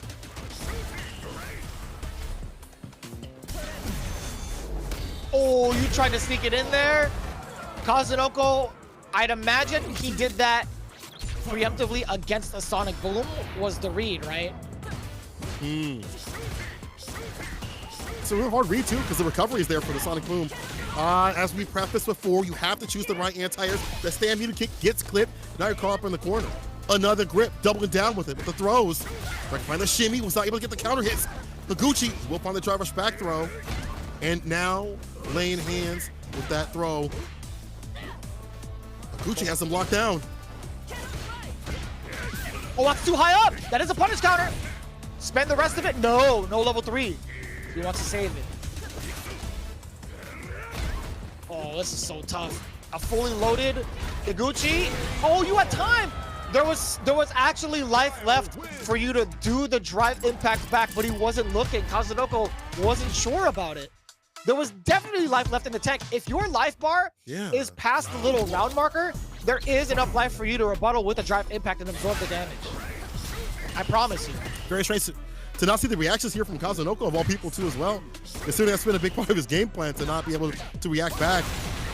Higuchi breaking him down. To be fair, DP. that is a really hard, like, it's very difficult to like keep that in mind, right? To see exactly where your life bar is at the heat of the moment. So I don't blame him. Nobody's ever gonna blame him for that, but it is gonna be a really tough hill to climb as Kazunoko is at the deficit, but now the counter hit is there. Okay, a little bit of a trade-off. He went for the standing medium kick instead. I don't know what he was looking for, but he didn't optimize off of that crouching medium punch counter hit. Oh, that's sick. Oh, but it was a trade. We're going to town. It is a slugfest, too. Damn. Kazunoko, first round of game 2. Going toe-to-toe with likes of Guile. We saw that light kick buffer previously, the last time that we saw Kazunoko come up. Hold on now. Sonic Hurricane to start off strong. Higuchi. He's got the Sonic Booms. The pace of the booms, the type of booms that you send out, yeah, are going to force him to do that OD spin knuckle. He caught him coming in. Looking for these baits. It's Higuchi. It's adding up. Oh, ear to ear. A little bit of an awkward exchange. Kazunoko makes the most of it at the deficit. A big punish counter. We're not even going to get the side switch, but it's going to be damage to the drive gauge. I totally understand it. Maybe a back throw would have done the most, right? The damage and attack on the drive gauge. That would have been great. So beneficial, but I guess that's fine. You know, Higuchi, you're the professional here. We're just commentators. You do you, buddy. Yup. You're doing the most right now. You're on set point. Higuchi, we're going to seal the deal. That jump-in sort of style that we talked about where Kazunoko gets real aerial, where he feels the most comfortable, not coming to fruition. We've seen it come through a little bit now. Finally comes through again. Now we've seen it with the level 2 situation. The pop-up crouch fears. Word? With the safe jump? Damn. That was sick. That was actually sick. Yo, I need that. That was crazy. Solid puncher. Oh, you're breaking. Yeah, you're absolutely breaking that drive gauge. Really smart for Higuchi. Oh no, he tried to anti-air the dive kick. So much damage, but that drive gauge slowly building up for Kazunoko. So advantageous for him. He could tie it up with the next sequence. If he finds a hit, it might just be lights out. That's one hit. Here comes the sequence we were talking about. That's number 2. And here comes number 3. Number 3. I told you. Meaty. We called it. We called it. That type of momentum, it's hard to escape from. Especially when the corner gets his character with her light, hacking away. And again, with the momentum, she gets up the spiral arrow. And these dive kicks have been working out again. We get aerial. This is where Kazunoko loves to shine. He's doing a lot better job of finding these dive kicks, these jump ins when need be against these butts. He's reading the timings to get the most reward off the dive kicks. Backs up for the DP, nice and easy and breezy. Now gets in for the throw. Anti-airs there with the crouching heavy. A lot of shooties coming out now. And Higuchi currently at the deficit. Crouching heavy punch is all you can really do, right? If you're not maintaining your charge, that's your best anti-air option, or at least one of them. Kazunoko, speaking of anti-airs, he's got all of that, all locked in, being able to continue. The side switch, nobody is ever ready for the OD spin knuckle. Look at that match point, the adaptation coming in for the Capcom Cup champ. Kazunoko smells blood. Back in business. Way more familiar right now with his playstyle. The dive kicks, if they're not hitting, they're at least getting close enough to fight through this character. Now they deal with the maze of booms. Now getting punish counters and counter hits at this distance to get the fireballs preemptively. That's why we see OD to get the knockdown, something a little bit quicker. Kazunoko not faltering, not falling. Ooh. Trade. We'll take that to get some space out of the corner, but for how long? Nice challenge against the drive, or I'm sorry, the OD spin knuckle.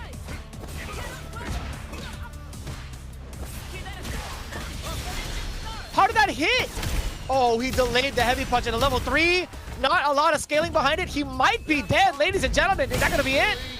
More than enough damage. Kazunoko bringing it down for another game.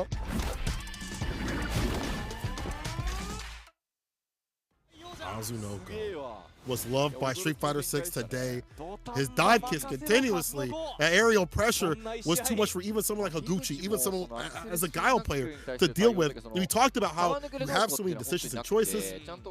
You know, for this character, Cammy, when she lands a dive kick in the punish counter, that's in the Oki, usually in the like spiral arrow as an ender to continue the pressure, damage that adds up. For Guile, once you're getting certain anti-airs, you know, if you're Cammy, you'll take the trade if you have the lead. You'll go in continuously. I think Kazunoko was like, you know, no more hesitating. Let me just get in with these dive kicks continuously, catch these crouching mini kicks, these upside down kicks, then if I need to be grounded, I can be. But either way, you know, this Kazunoko that feels comfortable. No doubt. No doubt. That comfort factor is huge for someone like Kazunoko, right? Being able to be in that flow state. I know we talk about anime a lot here on this channel. Being in that flow state of being able to make those reads and adjustments against a player is ever so important. I think Kazunoko definitely has that factor, right? Even though he fell short, it looked like a pretty convincing W for Higuchi. It was just a matter of trying to figure out what adjustments need to be made for Kazunoko. It's what it felt like, right? I think his assessment in the mid-screen was well placed. I think his assessment in corner positioning was also really good. Like, he really picked and chose his moments to dive kick against a very aggressive Higuchi, right? And by aggressive, I mean very buttonsy Higuchi, which is what St. Cola had prefaced it with, right? I think, you know, being able to sniff out when a Guile player wants to throw out normals that occupy a lot of the space, I think that's breakfast in bed for Cammy. She's going to be eating that up all day with zero effort, I think. You know, having that option to dive kick somebody, having that option to throw out some of her long-range whiff punish normals. You saw that plentiful, especially not only in the gameplay, but also within the stats as well. Taking a look at it right now, one of the biggest things that I do like seeing, obviously, the tech throws involved, but the anti-air is 6 out of 13 from the side of Higuchi. Falling a little bit short, it's totally understandable, but it also just makes sense, right? Not being able to stop all the dive kicks. I would have wondered what was going to happen to Higuchi if he had kind of switched up his fireball timings. We see from Do. I think Do has the most annoying fireball timings in the business with Guile, and it really makes it easier for him to use those buttons when need be. I wonder if that variance was there, if it would have helped. We did see him falter a few times with the OD knuckle, not always hitting. So Kazunoko did fall to some of these baits, but it wasn't enough. He wasn't able to capitalize. Right now, we're in the final match, though. Someone's leaving with 30 points again. CYCLOPS, Athlete Game OSAKA, or Saishunkan Sol Kumamoto. Previously, both teams are 1-1 in terms of wins against each other. Who do you send up to? Is it going to be Shuto? Is it going to be Nemo? I think it's going to be Shuto. You called it. Shuto Marisa was what it is. Yeah, so Shuto, one of the highest point earning, muscle swinging, bench pressing people that you could ever ask for. He's 4-6 throughout the entirety of Street Fighter League, both phase 1 and also coming into phase 2. Fenrich, on the other hand, though, he's been very difficult to manage, I feel like. He's been the theoretical value, whether it's for a positive or a negative. I think his JP has been one of the ones to really keep in mind for. Like, he's hard to tell, man. He's hard to figure out how to play against. He's currently sitting at, what, 2-5, if I'm not mistaken? They've actually played each other too as well in the anchor positions. First time in stage 1, Shuto got like one win, and then it was all Fenrich. Then they ran it back. Shuto got his revenge, flipped. Shuto took the victory, and I think that he's really understood this matchup. One of the times that we saw him play against a JP, he said, if I don't win this match, I'll never face another JP in my life. He was so locked in to fight this character. We saw it with the quad kick, right? That toe tap that she's able to do to stuff and stop the OD or even normal departures preemptively. You'll take the trade. You'll take the trade with the fireballs too as well. Whatever it takes to not let that character lock you down the neutral with that aerial fireball. Fenrich says that Kazunoko saved us from being unable to go to the playoffs, so I'll do my best to keep it up. And that's what I'm looking forward to, right? I think, you know, the classic Marisa is going to be what's at play for the JP. As much as we admire the modern for Shuto, I think this is the way to go just because of that Quadriga being available, right? It's such a great gap closer. It really keeps the other person in check in regards to throwing out some of the departures, because departure has a hefty amount of startup, right? Sure, they'll throw it out there off of a knockdown, but Marisa is able to get at least a forward dash up to close some of the distance. Then it's truly up to the JP player to make the right choices against Marisa to keep them at bay.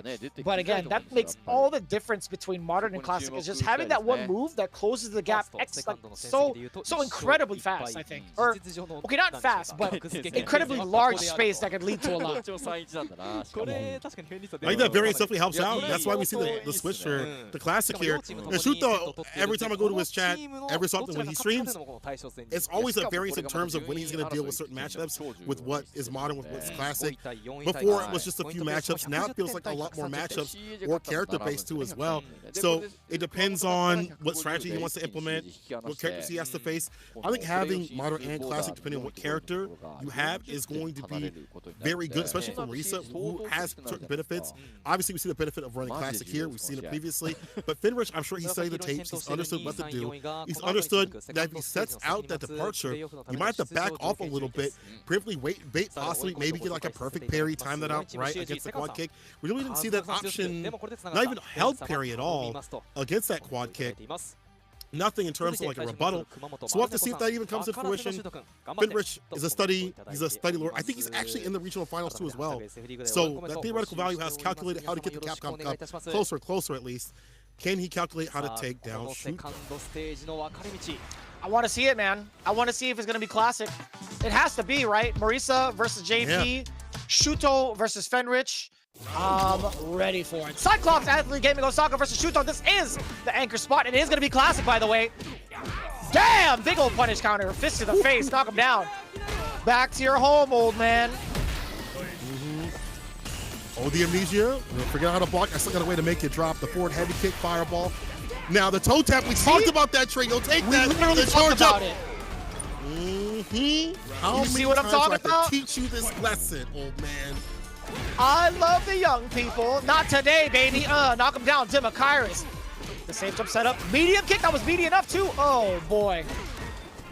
Oh, sit him down. Fenrich is looking in trouble right now. Help. Somebody needs to pray for this grandpa real quick. Use as much help as possible for a medium punch. Lurching forward for that super and perfect KO. Now, Shuto did say in his interview, he said, I thought I showed Fenrich that I'm the better player. I'm pretty surprised he even came up to the sticks. I'm about to make him quit. Can't spit those bars, but I knew what he really meant. Okay, I knew what he was really saying in his soul.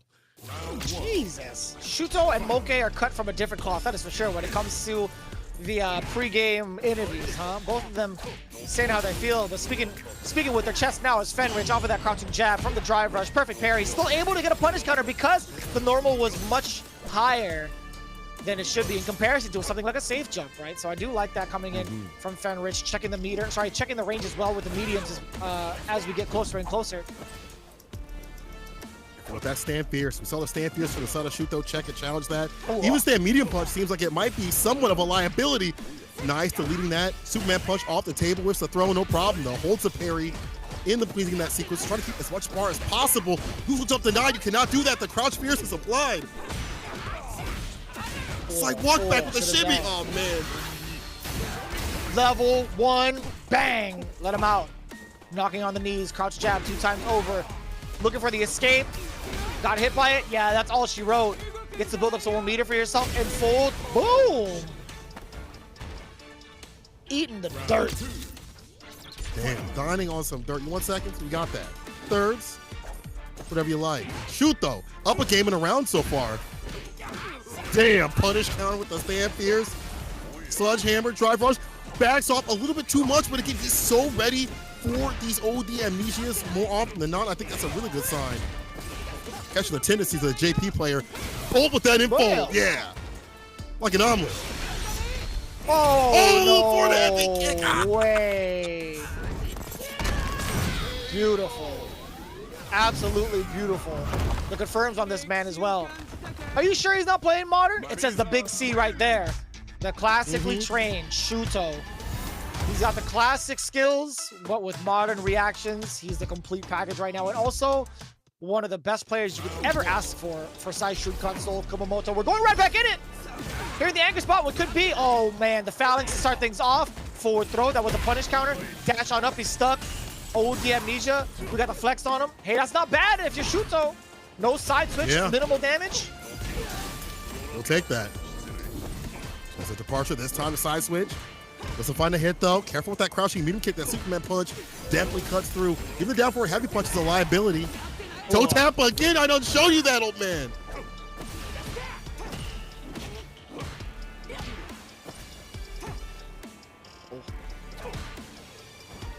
Get in. Engage with mediums. The The anti-air is there with the crouching heavy. The knees, please. It's going to be Shuto looking at match point and closer to level 2. Same thing with Fenrich. He at least has some defense on the board with the drive gauge. Obviously, we're fully replenished, but the level 1, could he cause some big damage right now? Not just yet. He's saving the level 2. And again, we talked about that departure. The armor is there, the punish counter as well. Fenrich not phased by it. Letting it go early, the departure, with the Goon Squad now. What's the defense like? He's not going to go for the side switch. He's going to go for the throw, punish counter, and the burnout. That pickup. Bam. The backward forward heavy kick. Should be it, yeah. Stand fierce for the follow-up. Fenrich getting a lot more aggressive, and I like that. And also, we haven't really seen him use that bar at the bottom. I mean, he's been dying real quick, so it makes sense, but like seeing that level 2 implemented, especially on block. Can't hold that parry. You're holding all that damage. Nice crouching medium punch at the tip of the cane. Puts him up in the corner and is putting another level 2. Another ghastly ghost sequence. Back. And I love that recognition too. As soon as Shuto dashed up, excuse me, did the teleport, but now it's gonna be Shuto. We're not gonna see the level 3 just yet. I thought he would do it to build back his gauge, but I totally understand from Shuto. Oh, that could have been so dastardly. The forward throw. With the delay! So deadly. Oh, the confirm! Shuto is actually godlike. Threw out the Gladius Punch, confirmed it into the level 3. Ladies and gentlemen, Saishunkan Sol Kumamoto, 30 points to their name, increasing that lead and setting the bar real high for the two teams down below. All the way up. Shoot, though, the C. Don't stand for classic, it stands for confirms, because those were absolute money. And man, was that damage that funny. This character dumping it out, but Shoot, though, up in the corner, blowing up the defensive tactics of this character continuously, and finding his victory. What, only one round it felt like came through from Fenrich, but he turned up a little bit too late. Shoot, though. He said, I already showed you, bro, I was better than you. I'm going to show you again. That's fine. Until you learn your lesson. Shoot, though. Too ridiculous against JP. Yeah, we saw. I'm glad we actually got to see the examples of why he switched up to from classic to modern, right? We saw the big underlying factor, Quadriga. It closes the gap so well, and it's such a great tool to bait out some of the reactions from some of these JP players that like to kind of use the stick, use the mediums to kind of stop the forward advancing normals, right? But when it's a Quadriga, you're stuck there because more often than not, if that trades, that sends you so far back. You lose so much estate on that, but also the departure game is severely slightened, right? I think you're forced more often than not to let it rip early. We saw that from Fenrich a couple of times over. You're also forced out of it to use a teleport, which is a risk in and of itself. You're not allowed to play the standard JP game that you would want, where you would attack the drive gauge, enforce some of the chip damage, maybe trick your opponent into falling for a trap or whatever, and getting some of the damage, and also building meter for yourself. All of that is severely shortened when it comes to having Morisa's Quadriga on deck. It feels like also when you're Fenrich, the way that he plays, he doesn't like to get that CQC. He doesn't like that close range gameplay like other JP players like to do. Like, it feels like he doesn't really meld well, at least like other JP players. He doesn't feel as comfortable, and that helps. You know, if you set that off the table, that's less you have to deal with. I also felt like the anti-airs were perfect. The crouch fierce, you saw him back up. The corner pressure was there. Stiffing up the tendencies on defense is going to be very important, especially when that OD amnesia. What you get off of that is going to be fantastic. So it's good to recognize when they're going to go for that option. Now we're going to be seeing the team captain, who did not come up this week, shoot off a few words. Nemo, curious to see what he had to say. I know that on FGC Translated, he was a bit salty about that Mago match, but definitely was noting that he doesn't want to have to rely upon Shuto or his team. Everybody has to come up together as a unit. But Kabe today definitely came up as part of that unit. It's not just about Shuto these days or Higuchi. I like that Kabe is also putting some work into as well. We are getting a little bit of the winner's interview. Obviously, Kabe was shooting up first, and I gotta say, man, I think there's a lot to say with the improvement of Kabe, where his reads actually came true, and what he would do with it once Kabe has a good game. But it also tells the story of Dogura not really performing at his best, is what it feels like. You know, there was the stars aligning, I feel like, for Saishunkan Sol Kumamoto for Kabe. It's one of those cases where it's like, this has to be the big confidence booster going into the rest of the games here. There's not a lot of time left to secure your spots. And I think with this in mind, Cyclops Athlete Gaming Osaka, this might have been one of the nails in the coffin for them. But again, with the follow-up after, you're taking a look at the interview still. We're getting the translations in real time. Higuchi also was in a bit of a rough shot against Kazunoko. Surprisingly, he got the first game and then immediately got run over afterwards, right? But we did get the full translation at least. Oh no, sorry, partial translation coming in from Kabe. He said, I thank the teammates for all the support. I feel like I am finally able to admit myself being on this team. That actually is some pretty intense words because of the current record that he's held thus far. But he can't hold it against himself, man. I think he played pretty well so many times over. I think, you know, his practice is really starting to come to fruition, and he should hold up his head high because again, a win is a win. Maybe, you know what I'm saying? Like, winning is winning. Yeah. I mean, no excuses. You know, Dogra not playing to his best level or whatever it may be. You know, Kabe showing what he shows outside Street Fighter League. Obviously, you know, you're working for a team, so it's a different sort of thing, so it's a different sort of pressure to get used to. He's put in the second part of the season. That's a tall ask, so Kabe definitely should hold his head high. Higuchi said it's a difficult match for me, but great win. Shuto is an absolute GOAT. He said he is the #1. He's the GOAT! He's the GOAT! He didn't say it like that, but, you know, Nimble also noted that it took time to get that win, but it was a nice win. It definitely is a good win for them, as they are boosted up in the league with 30 extra points to their name. Shuto says, I want to apologize to Finridge. I was too strong. What a bully. These guys are bullies. It's so funny. It's actually so funny. I'm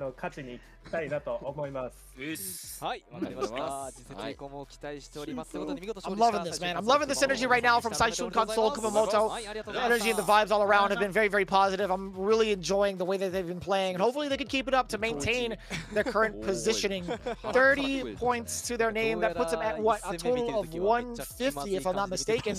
That in turn puts them, I believe, right below Team GyoGun, who are at 155. So they don't really change up in the rankings. They only increase the borderline to stay fine, as you would more often put it, away from Cyclops, away from Shinobism Gaming.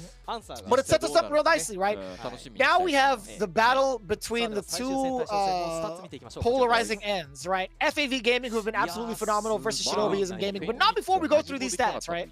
Yeah, of course. Let's look at the anti-airs right here from Shuto. Good. 2 out of 4 is really good for the side of Marisa. You saw him back up looking for that crouch. Fierce. Not that many anti-airs from the side of Finridge. Dotex, he ate all the throws. Finridge did. But again, I feel like if there was a stat for the quad kick, that would be damn near 100% with trades on hit and things like that to stop that OD departure and normal departure too as well. I feel like that should be a stat just in general. I feel like that was super important. The drive impacts definitely helped out too as well, but it all comes down to 30-10 so far. Saishunkan Sol Kumamoto, the sun is shining on them. 30 extra points to their name, 10 points for Cyclops. That's not so good, considering they were already at, what, 100 only. It's only 110, and that is not good for that borderline.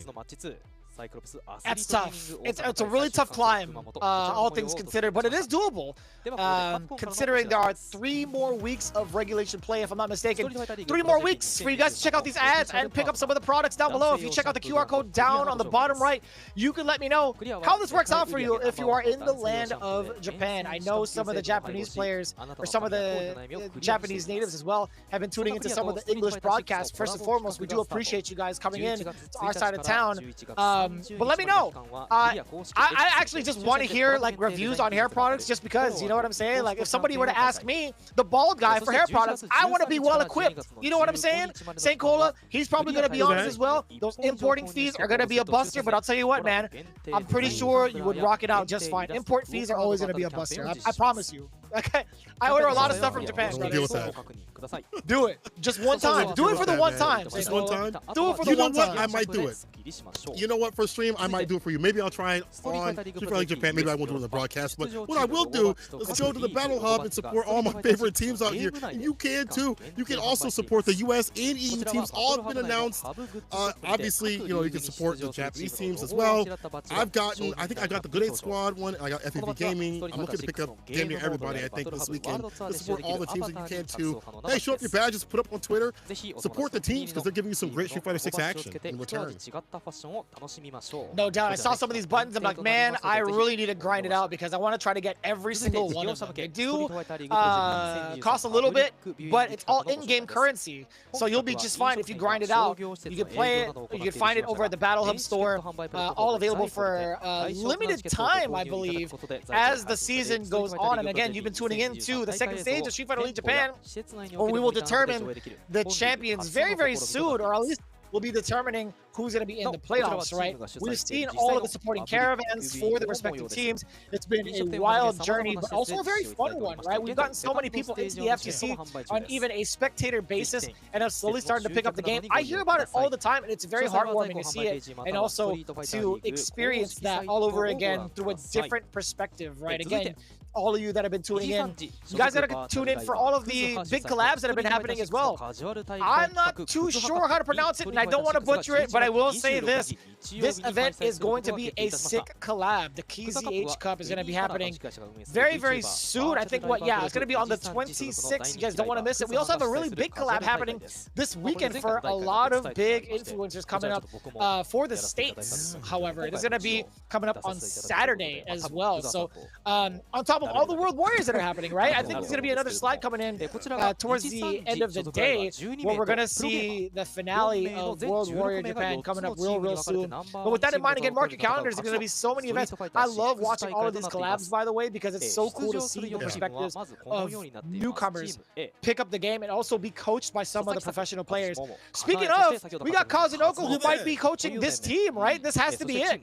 I don't know. I'm not necessarily in tune with all the VTubers, but I am familiar with Fudo also being one of the coaches as well for KZH Cup. This is going to be super sick, super sick. This is Team B. I want to know what the training process is like, so tune into that because it's very, very insightful and always ends up on FGC Translated, I feel like, for the most part. Haitani as one of the coaches? That's actually broken. Haitani is one of my favorite players, dude, since like 3S, dude. Haitani being one of the coaches is going to be a phenomenal time. One of the first players to bring everybody to Master, by the way. Every character to Master. And of course, Umehara, the legend, Daigo Umehara, as one of the coaches as well. This is the most anime lineup ever, too, if you're looking at it. Like, aesthetically, they look like the protagonists. They all, even Daigo IRL, he looks like a protagonist anime character. It's actually wild. You don't want to miss it. If you do, the VODs will be up. But either way, mark your calendars, November 26th. It's going to be so sick to watch all these collabs happen. What's going to be sick is what's going to happen real soon after this break. We're going to have FPV Gaming going with Shinobism Gaming. And while you're gaming, you can also pick up Street Fighter 6 if you have not, and actually start gaming, I should say. 34% off. The demo is out, as you mentioned previously, that has Ryu and Luke, so you get a taste of battle. And if you're into it, get into it immediately with this sick deal. I've been playing it way too often. Every time I wake up, my girlfriend's like, you be playing? I'm like, yeah, I'm playing. I'm sorry. I'm in the Battle Hub. If you see me or Vicious, run some sets. Please stop taking my points. I'm trying to get my DJ up there. My JP's finally mastered. I'm almost there with Rashid. We're working our way up. I saw Sage be up there with all his characters. I want to do that too as well. So if you see us, you know, let's throw hands. Let's learn. Body me, whatever you got to do. But it's been a fun time, honestly, with this game. It's been super sick to see how people have adjusted to it. There's been a lot of new faces, a lot of people from other scenes getting in to the original melting pot of fighting games that is Street Fighter. Doesn't matter if it's a VTuber, it doesn't matter if you're from other games or even new to fighting games. It's all been great fun. It's going to be great fun. Is this coming up real soon? FPV Gaming, Shinobism Gaming, the last match of the day. Do not want to miss this. Do not go anywhere. YouTube、Twitchのクリップ機能を使って皆様が思う名場面をぜひ広めてください。ね、このクリップ機能を使用してどんどん拡散していただければと思います。よろしくお願いします。さあこの後マッチ3が始まりますが、もうこれね最後のマッチ、しかも現1位だったスタート時点ではこのファブがもう出てくるというところで、1位どうなるんだ、そしてこの忍びが上がれんのかっていうのも結構やばい重要展開になってますね。厳しいマッチですよこれは。はい。ぜひねこの YouTube のシステム上ですね、この番組の高評価数グッドボタンですね、やチャットメッセージ数というのはこの YouTube のおすすめ欄に出るか出ないかみたいなところも含めて番組の拡散に大きな力になります。もうこれまでにねたくさん皆さんからいただいていると思いますが、まだできてないよという方はぜひこの機会に一つ押していただければと思います。よろしくお願いいたします。結構ねこう言うとやってくれるっていうことが判明してますので、判明しました。どしどし言っていきたいと思います。ぜひ高評価ボタンを押してください。よろしくお願いします。もうね正直言って他のタイトル含めても結構盛り上がり見せてるんで、ぜひより盛り上げていただければと思います。皆さんよろしくお願いします。そして、X への、選手への応援コメントや番組への感想もどしどし投稿いただけるとね嬉しいです。今日は板山さんがトレンド入りしたらしい。トレンドしたり、孫さんもトレンド入りしたりみたいな感じでいろいろなってるらしいので、はい、よろしくお願いします。はい。こちら公式 SNS ではリーグの最新情報を含めてこのチームや選手たちの応援コメントなどもつぶやいていただければと思います。さあこの後は試合準備のためインターバルに入ります。試合の再開時刻は21時10分9時10分頃より最後のゲームファブゲーミング対シノビズムゲーミング、こちらの対戦をお届けしてまいります。それでは一旦失礼いたします。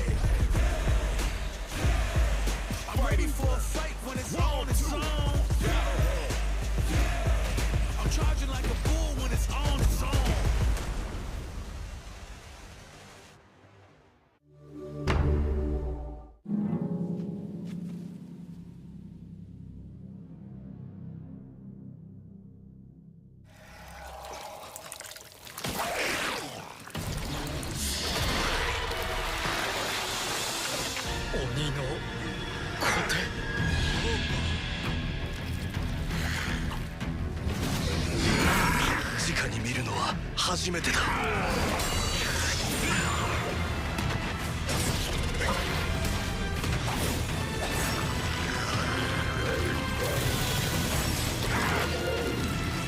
れは夢か幻か。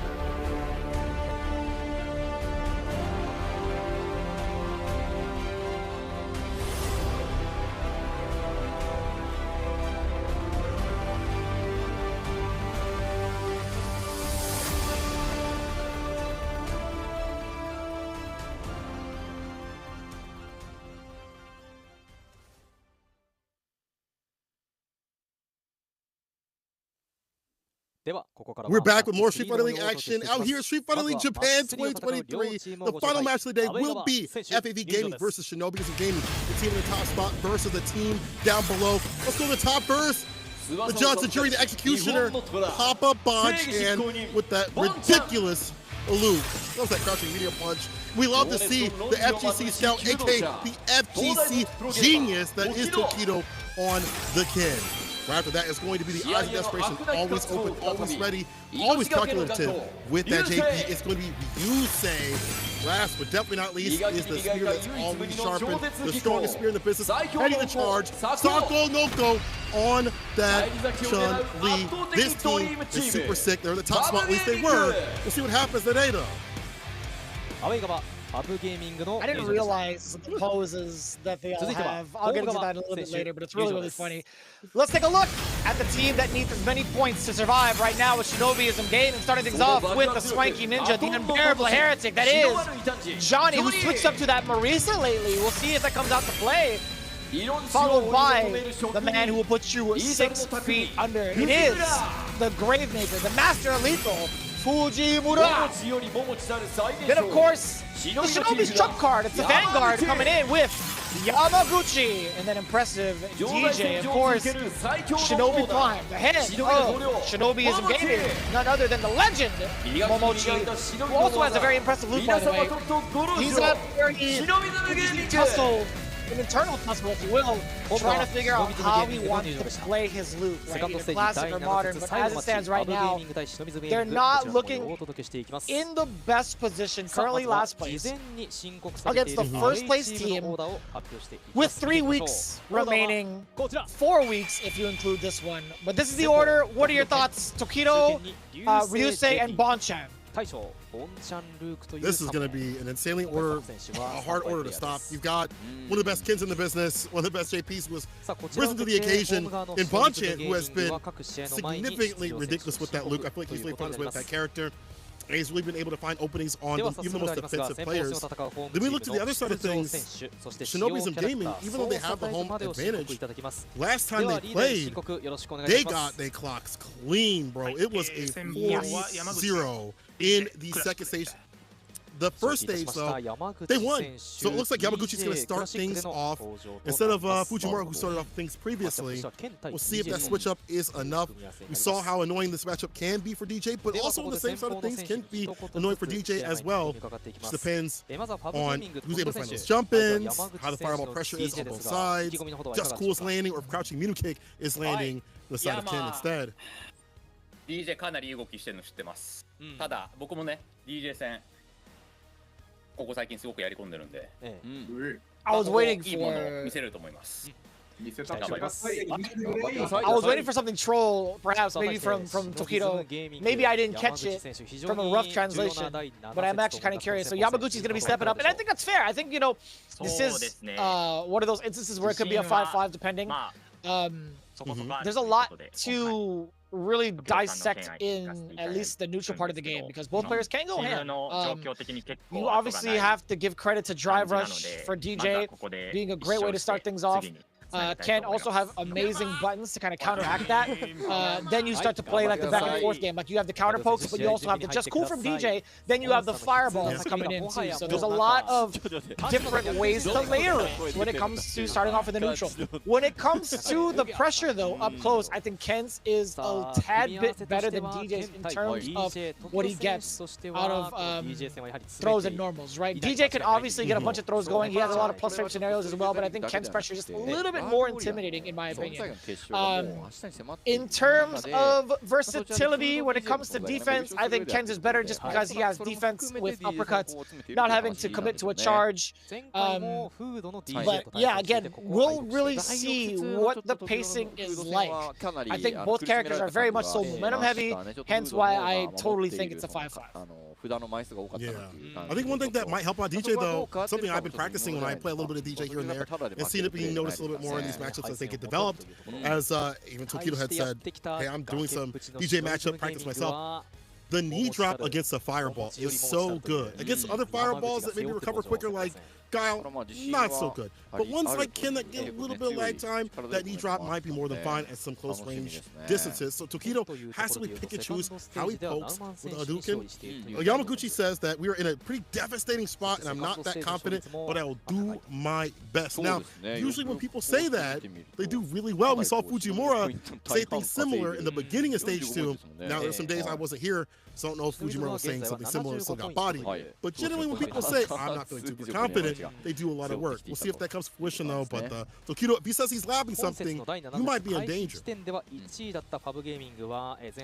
Perhaps, you know, Fujimura actually kind of said something very similar with I'm not too confident right now. He actually got bodied. He talked about their clocks being cleaned. Man, it was actually a shutout. From the other team that was down there with them in the trenches, it was by CYCLOPS Athlete Gaming Osaka. But I will say this, man, there's a lot of confidence, more so coming from the side of Tokido, who said he's very confident in facing a lot of DJs. He said he's faced a lot of DJs currently, right? I mean, it just makes a lot of sense. Taking a look at his record, right? Taking a look at them facing off against DetonatioN FocusMe. He fought off against Fudo, and he fell short pretty significantly, if I'm not mistaken. That was literally last week. He got shut out 0-3. With that kind of practice in mind, Fudo plays a different type of DJ style. Didn't get to play to the way he wanted to today. Maybe it'll rush and brush off, I should say, onto maybe Yamaguchi's play. Who knows? But here we go. We'll find out. Game 1. We got the Family Mart costume from Yamaguchi colorway, I should say. Tokido with the tried and true blue. Of course. Simple stuff. Just cool, looking for a counter hit, wasn't able to get it. 5-piece is it with the DP, drive rush in, gets a throw, delayed too as well. So you saw something come up from Yamaguchi, gets gripped up, throw pressure with his character, super strong, not want to get opened up, off a punish counter, drive rushes in, finds a whip punish against that crouching medium kick. Yamaguchi trying to establish anything, but it's not happening. He's whiffing nothing but air right there on these throws.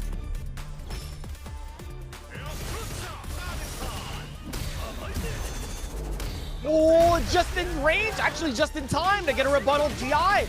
And I love that, letting him fall to the knees to get the airborne juggle. Level 2, the corner carry is there, but more importantly, look at the damage. Spring kicks over, time to party. Frame kill, and he gets the throw bait. That was so slick from Yamaguchi. Let's turn up like volume, looking way better. As we caught up in the corner, DJ with pressure with bar. It's hard to stop in the corner. Stand light kick, DP right after it.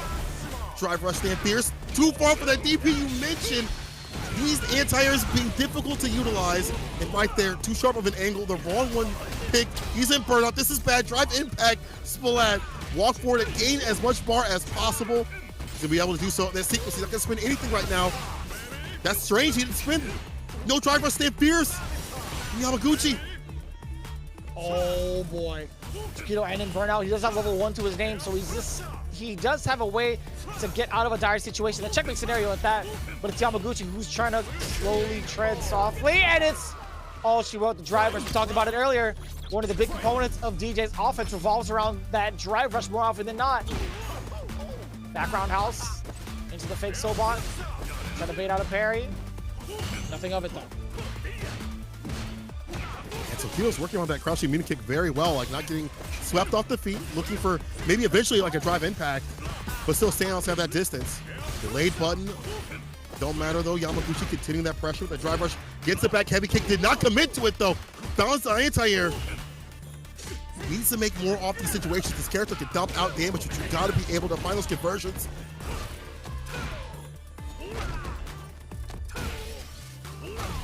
Throw. We talked about this pressure in the corner. We talked about what Ken gets out of it. Multiple throws, 4 throws. Are you gonna take another one? Oh, no way. The last one's gonna be a shimmy. Oh, I lied. That was 5 throws, by the way.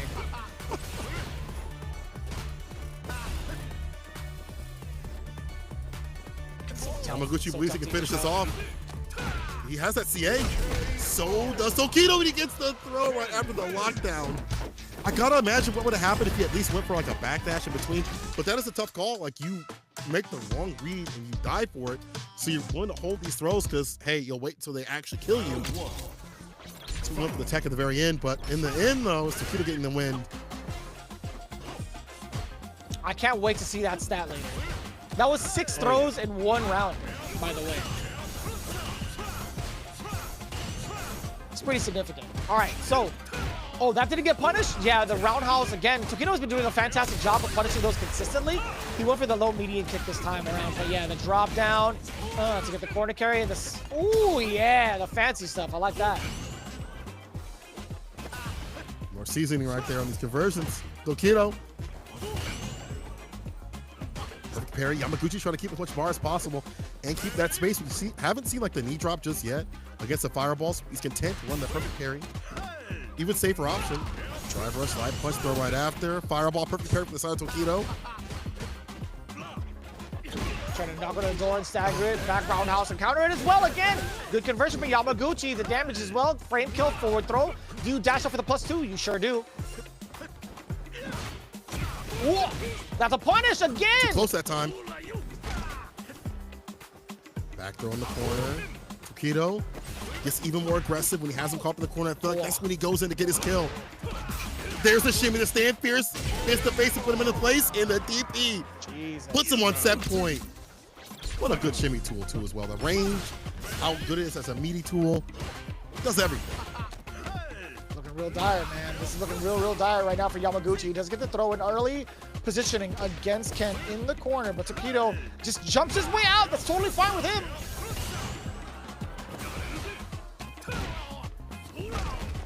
Jesus. Forward throw again. Jump fierce. Go anti-air. Tokino want to give a little bit of room because he has so much bar to play with. Ooh, still gets the back throw. You're always hunting for that level 3. Don't whip a damn thing. My God. Look at the damage incoming. The attack on drive gauge is there. One more sequence for Yamaguchi can spell danger, and that punish counter could have been everything. Tokino actually could have won it off of that crouch jab alone. Crouch jab punish counter, he wasn't ready. And that's it. Bang, there she goes.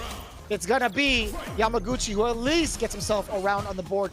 Tokino had a chance actually to do crouch and jab punish counter to low forward, but I guess he just wasn't ready for it. Opportunity to present itself and nothing after it. Tokino trying to rock this back. Enhanced Tatsu for the maximum amount of corner carry and Oki. Hex a throw though. Yamaguchi not wanting to hold anything at all. And now you see the fakers with the drive rush. My man's timing's been definitely different, but it doesn't matter. Level 3 to get that bar back. And equalize, if not, gain a lead and help.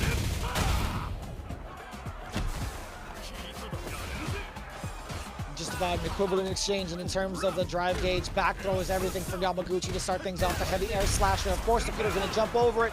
Then we talked about how susceptible DJ is to the drive impact. And Tokino missing the rest of his combo, surprisingly. I don't know what that was. Yeah, good that actually missed the Dragon Lash, but still, just needs one good conversion to seal the deal. He's in burnout. He's buffering that level 2 just in case. Level 1, I should say. Anti-air's right there with the back heavy kick. Found a jump in at the tip of the toes. The jump fierce. Tokino popping off of it, or maybe just can't even believe that that actually hit. Insane. It was at the very tip of that jump fierce. I've never seen it hit like that. The fierce literally hit at the pinky toe. It was right at the end of the hitbox, hurtbox interaction. That's wild. I actually can't believe that hit. Somebody's gotta like zoom in on that bad boy. Somebody turn the hitbox figure on. Somebody like slow the game down. Show me what that interaction looked like, because that was actually kind of wild. I thought that was gonna whiff, but even if it did whiff, I think he would have recovered in time to punish Yamaguchi regardless. So with that in mind, it's a great start. If you're FAV Gaming, 2 games to your name, then you set up the Ryusei JP, it's gonna be kind of tough, man. This is really difficult right now. Shinobism Gaming with 3 weeks left in competition. It's doable. You actually have seen it yourself, Saikola. You've seen it happen in phase 1 where the teams that were in the bottom place actually made it through at the last second. I think, you know, Shinobism Gaming, they've done it once more, or once before. They could probably do it again.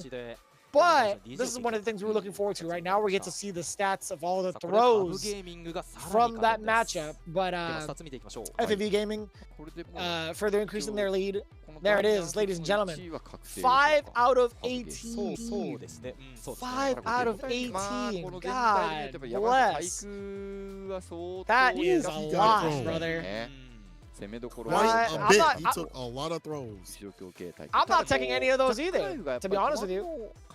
You're right. Because you know what's going to happen in reverse, you know? Like, you know, the danger that happens. I don't mind people taking throws when need be, especially when they're not going to die for that decision, and they have one more decision on their element to get like a hit into level 3 or whatever, CA, to seal the deal. If they're in that range, you'll take those throws. But I'm surprised we didn't see like the backdash, preemptive, or whatever, even on like the first run of throws. Also, another element I feel like Yamaguchi has had issue with, and it's not going to show up here, but the drive gauge usage, like when he's drive rushing in, it felt he was stopped and stopped, or not able to get too much off on hit, on drive rush, light punch back, heavy kick, or even light punch at all. We didn't see that happen too often, and as I've seen and watched him play, the drive rush from his DJ has not worked out. We saw that against Bonchan, and for some reason, everyone's been able to catch him and halt him coming in damn near every single time. Not every single match, but ones like this definitely led to his demise. 10 points for FFV Gaming. Who do you send up from Shinobism? Marisa, this is hard. send up Johnny. Is Johnny ready? You think Johnny's ready? No, I don't think so. So with the utmost respect, I think he's still in the training wheel phase and the transition between Mano to Marisa, but Johnny's mad good, right? When he came to the States, we saw him fight in final round with that Guardian. I think he was more than ready to take on whatever challenge, and he's done like the work plenty of times over. But it's going to be Fujimura. Interesting. Fujimura with the Ken coming up against JP, which is more comfortable. I think it's a comfort pick, right? Okay. Does that mean Mochi goes up last? We'll have to see what happens with that. That's very interesting. But, okay, we'll see what happens here. But Ryusei, definitely doing a lot more work after taking a break last year, in full form this year, especially in the second part of the season, with this JP, and has really found his way to make a very well-rounded JP. I think really only having problems with shoot, though. I think that was one of the matches where he kind of went to the wayside. But other than that, his JP in the second part of the season has been A+. It's been fantastic. So Fujimura, though, lacking a cycle a little bit more than he usually is. In fact, last time we saw him play against this team, Fujimura went up first, lost to Tokido in the mirror match. He's second now, but last time we saw him play, I think he got cooked as well. Like the last time he came up, he got cooked on his Ken. So 0-3. That was the anchor match, wasn't it? Yeah, it was. Yeah, that's right. Surprising. Yeah, he fell short. It's tough, man. That was the matchup between like the two Kens, if I'm not mistaken, from Section 6. Yeah. So looking at the way that Fujimura has been performing. Oh no, it was against Kazunoko. I'm so sorry. Shinobism Gaming versus Cyclops Athlete Gaming Osaka. Yeah, he fell 0-3 to Kazunoko's Kami, which is like a tough ask, man. Like I don't think Fujimura was really playing like himself during his matchup. And also, this is the first time we've really seen him this far behind in points. I feel like it's every other season he does really, really well, but it's weird because this season it's like phase 1 and phase 2. We kind of saw that drawn out from Fujimura. He had 100 points to his name, by the way, going into phase 2. So with that in mind, I don't know what kind of play he's going to be bringing to the table today, man, especially against Ryusei. His JP's been looking pretty clean, 3 of 4 thus far in the second stage. Kind of nice with it. Last time he did lose to a Ken, it was like with Nauman, it looks like. And other than that, he's been sitting pretty. Definitely want to see what Fujimura brings to the table now after having such a resounding defeat against Kazunoko. Ryusei says, I like being on the away side because I can definitely play while in my home side. I won't be able to play if the opponent doesn't choose my matchup. Fujimura says, I'm pretty confident about this matchup, so watch me beat him up. Oh yeah, Fujimura. If I can be a little biased, that's my boy. I like seeing him say things like that. I like seeing him go back to that old sort of style when he started to talk a little mess. Okay, Fujimura, none of this. Oh man, you know, I don't know if I'm with it. Where he gets, you know, it's caught clean. I want to see him have that energy, and he's usually the type to really find what's broken about a character or what's like the best parts of the character and hyper focus on those elements. He has to be able to structure it beyond that, though. I feel like that's the problem. Is that early in the season he recognized what was strong about Ken, right? And he represented that very well up in his gameplay. But now you have to add the other elements of, not saying he doesn't know how to play neutral, but other Ken's neutral is a lot more stable. His doesn't feel like it's there. He was not able to enact those more broken elements, quote unquote, of the characters, that he's looking a little bit more lost. We'll see what happens here if he's established that a little bit better. Taking a look at his overall record, right? He's beaten most of the JPs, or actually one of the JPs primarily that have been leading the pack in Japan. Fujimura has had the winning record against Nemo 2 times over in totality here in the league, both in Stage 1 and in Stage 2. But this is a different story, right? Ryusei, you talked about it earlier, he's beaten up one of the Kens via Nauman, and Nauman's also been putting in that work. But if we were to talk about the overall record thus far, I'm inclined to believe that Ryusei is a lot more comfortable with this matchup. But we'll see how it plays out. Fujimura, he does have the tools to do it, right? I think Ken is a fantastic pick against JP. Having one of the better fireballs in the game to kind of deter the defensive options that JP has. You could render him defenseless at certain points, but we'll see. Yeah, we'll see what happens. He's on the back foot right now. It's all defense, going to be tested. Got the counter hit. Crystal slash, the jump, heavy kick, Texa throws. Oh, Fujimura, gotta find something here. Trying to get close range with those fireballs. We saw Angry Bird talk about that, but that's a trait you don't want to take. It's one hit, and that's it. The pressure from Ryusei just too much. Off just the buttons, not even the miasma, the plasma.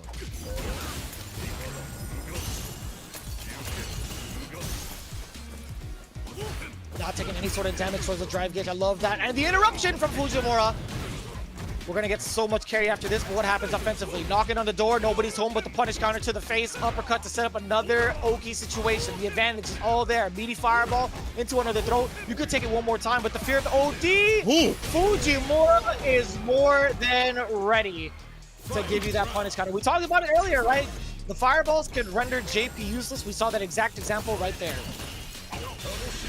So the fireball's been screening really good, but here's the level 2. The Gaslit Ghost. Stand fierce, he's out of there. Didn't take anything. We put a little bit of drive gauge off, and you'll definitely take that over what could have been way worse. These close range fireballs are fantastic. His timing is really good too as well. Fujimura has locked in that noosh a little bit better. As soon as I say that, he gets hit with a crystal slash, put full screen. You gotta walk in and then drive rush in. You can't do it full screen. He will catch you. Ryusei, right in that momentum. The big interruption off the low forward. I'm loving that now. Ryusei very adamant about stuffing the forward drive rush, and the burnout is there. Well earned. Gonna back off surprisingly. No, actually not as surprising. Here comes the Goon Squad. A little bit of an awkward juggle, but it's fine. He's looking for the chip damage regardless. OD departure and one in front of him as well. He's doing so much damage with these spikes. Damn near over. One touch. Even though the bar is back, it's a desperate climb right here. You do have the bar for CA play. You have bar in terms of gauge, but you can't take another hit, and that's it. The 4-frame light, that's good night for this round. And Ryusei, his neutral has been so ridiculous, and his offense up in the corner too as well. When Fujimura gets going, he understands the matchup. We see the fireballs in the corner, mid-screen and things like that. But when he's on the back foot, it's looking real dire for him. Game point here for Ryusei.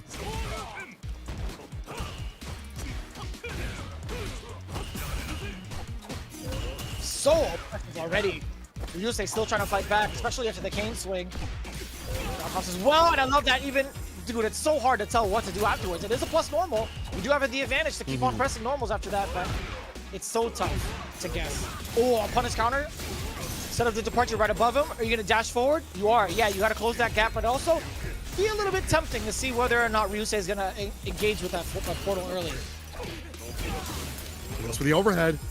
Akami takes the advantage after the departure's out. Gets the knockdown. It's forcing Fujimura to have to engage even faster. Finds the crouching Miru kick. Drive rushes in. Burnout. Don't matter though. The toe tap into the Shukuchirai.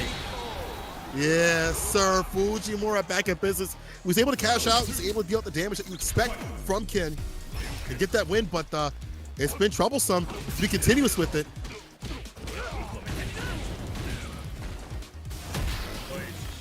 Oh no, he actually goes empty throw, but the amnesia delayed. Now sets up the level 2 side switch too as well. Yeah, he delayed the crouching jab too. He was anticipating maybe a normal earlier, but he still got with the OD amnesia. And this is great for Ryusei, right? Looking at a way to perhaps, yeah, he does get the sweep, perhaps get a drive impact against Fujimura, but there is a level 1 on deck, so he's gonna be chipping away most of the part. But the sweep gets called out. Very opportune moment for Fujimura. Forward throw, the dash up again if you wanted to, and the OD amnesia yet again against the crouch jab. Similar situation. Do you let the goons rock? Not yet. Okay. Level 3. It's level 3. He built it up. Just enough damage, just enough meter too. On the chin, OD is out. He's holding parry. He gets gripped. That's gonna be set point. Ryusei is on a tear, but Fujimura is turned. This is the Fujimura I want to see. Put a few more things together. Maybe start off a little bit stronger. He is building up that level 3. We see Kent's dumped it up for the damage to get the lead. Anti-air is there. Yeah, the juggle as well. Set up departure in front. Man, that sweep has not paid off for Ryusei. He's been going into that well way too many times. Actually, no, that was low forward. Excuse me. With the punish counter. Oh, we tried to bait out an OD again. Not taking the full plus advantage. Uppercut. Back throw. You're gonna dash up? No, you're gonna fireball. I like that. The more he's able to use that, the better off. Run cancel. Jinrai level 3 immediately. The more he's able to use those fireballs as a poke to put some variance out, to batter the buttons, the better it is for him. And Fujimura understanding the assignment and understanding how to fight this character. It's been a battle of can I stay as close and compact as possible with the projectiles, and he's doing so better and better. Final game. I love the decisions that revolve around the forward movement from JP, right? From Fujimura, being able to neutral jump to avoid a couple of things. The sweep with the cane, or also the low medium kick, right? He's been very weary of that as well. So I think that's been very good decision making from Fujimura, knowing full well that Ryusei is adamant about that normal. And for a very good reason. He caught the big counter hit conversion against Fujimura thus far. Fuji on the back foot. Finds a reversal jab, but didn't get the counter. Follow-up, though. Needs to find his way outside this corner. Looking for that sweep off the feet. Very risky stuff. Oditatsu is a good way to play. A lot of Ken players do not utilize that more often. Good escape option. Caught him trying to drive rush in, though. One more hit will be it. He's buffering. He's in burnout. Fujimura getting hit with that drive impact. Set point again, Ryusei. It's a really good decision there from Fujimura. Sorry, from Ryusei also to utilize that. That was sick. You're gonna go right through the ghost like that with the Dragon Lash? Oh, that was really smart. That was really fast too. But no, he can't keep it tight enough. Yo, Fujimura, he's letting all of these small hits slide, and Ryusei gets group squad out. Are we gonna see a side switch? It's gonna be the drive reversal. Late too. I like that option. Here's the pickup though, the snap. Just like that, you're back to full screen. Fake outs with the fireballs every so often, make the variance harder for Fujimura to read the trade. He still has him caught up in the corner, but it doesn't matter. It feels like Ryusei is undeterred from being up in the corner. Teleport in, caught him low, but no fault. The medium, but was too far out. But this fist gets a jump in, level 3 situation. Not the cutscene. DP fault was all you get, yeah. Double DP, I'm sorry. The OD fireball, right. Keep it nice and meaty to call the amnesia. One touch though, in burnout. Oh, level 2! What was that? No way! That was a punish counter. Did he let go of the parry and got smoked? I don't know. I think he might have let go of the parry and caught the recovery. What was that? There was a punish counter from the ghost. Oh no. Oh no, he did it to himself. He did it to himself, chat. That's really underwhelming. I'm not gonna lie to you. I don't know why he let go of that. That just was he looking? I don't know. There's nothing. I got nothing. I don't know why he did that. That's unfortunate. Caught up in the corner, too much pressure, maybe broke down, and that's in the round right there. That is Ryusei taking the victory. Fujimura getting better about handling the Ken, but as you mentioned, there were so many moments where he could have gained a lot more off these conversions that we didn't see, and that's something that he's got to lock in later. I did like his mid-range gameplay against the character. The fireballs are great as pokes against the buttons, but it felt like he was drive rushing in or running in a little bit too often, and that crouching medium kick, that stand medium kick, both those buttons, catching him as soon as he tried to run in, stubbing his toe, and just adding up in early damage where Ryusei would have to make, would have a lead, and Fujimura would have to make that run back. Didn't happen. Ryusei getting that victory. Fujimura, we'll have to study what happens when he's full screen. I feel like that was also the problem. You're full screen, little bit too far away. How do you get in? I have to say that a little bit longer. Yeah, I don't know how to feel about that, the conclusion of that matchup too, but taking a look at the stats, anti-air department, 2 out of 5 coming in clean for actually Fujimura with 100%. 1 for 1, we'll definitely take that, but 2 out of 5 response from Ryusei, not too bad at all, keeping it steady and compact with the crouching heavy punch. That thing hits everything, I feel like. But going into it, man, not a lot of throws, I feel like, or I didn't get to see all of the throws that we anticipated, but it's going to be Luke coming up. This is going to be so difficult, right? This guy's been on something else. He's on like daddy duties times 10 and also is still busting everybody up in a convincing, very convincing fashion, by the way. I haven't seen Bonchan play this well in, what, since him grinding for EVO. Yeah, honestly, like that EVO run that he had when he won EVO and won a bunch of tournaments before and after that, like that was like, I thought was peak Bonchan, but I think it's here right now. And I honestly, I gotta say, selfishly, would love to see him travel, to be honest. I would have loved to see him put in a lot of work in these offline tournaments. But either way, doesn't matter. What's gonna be happening here is a mirror match.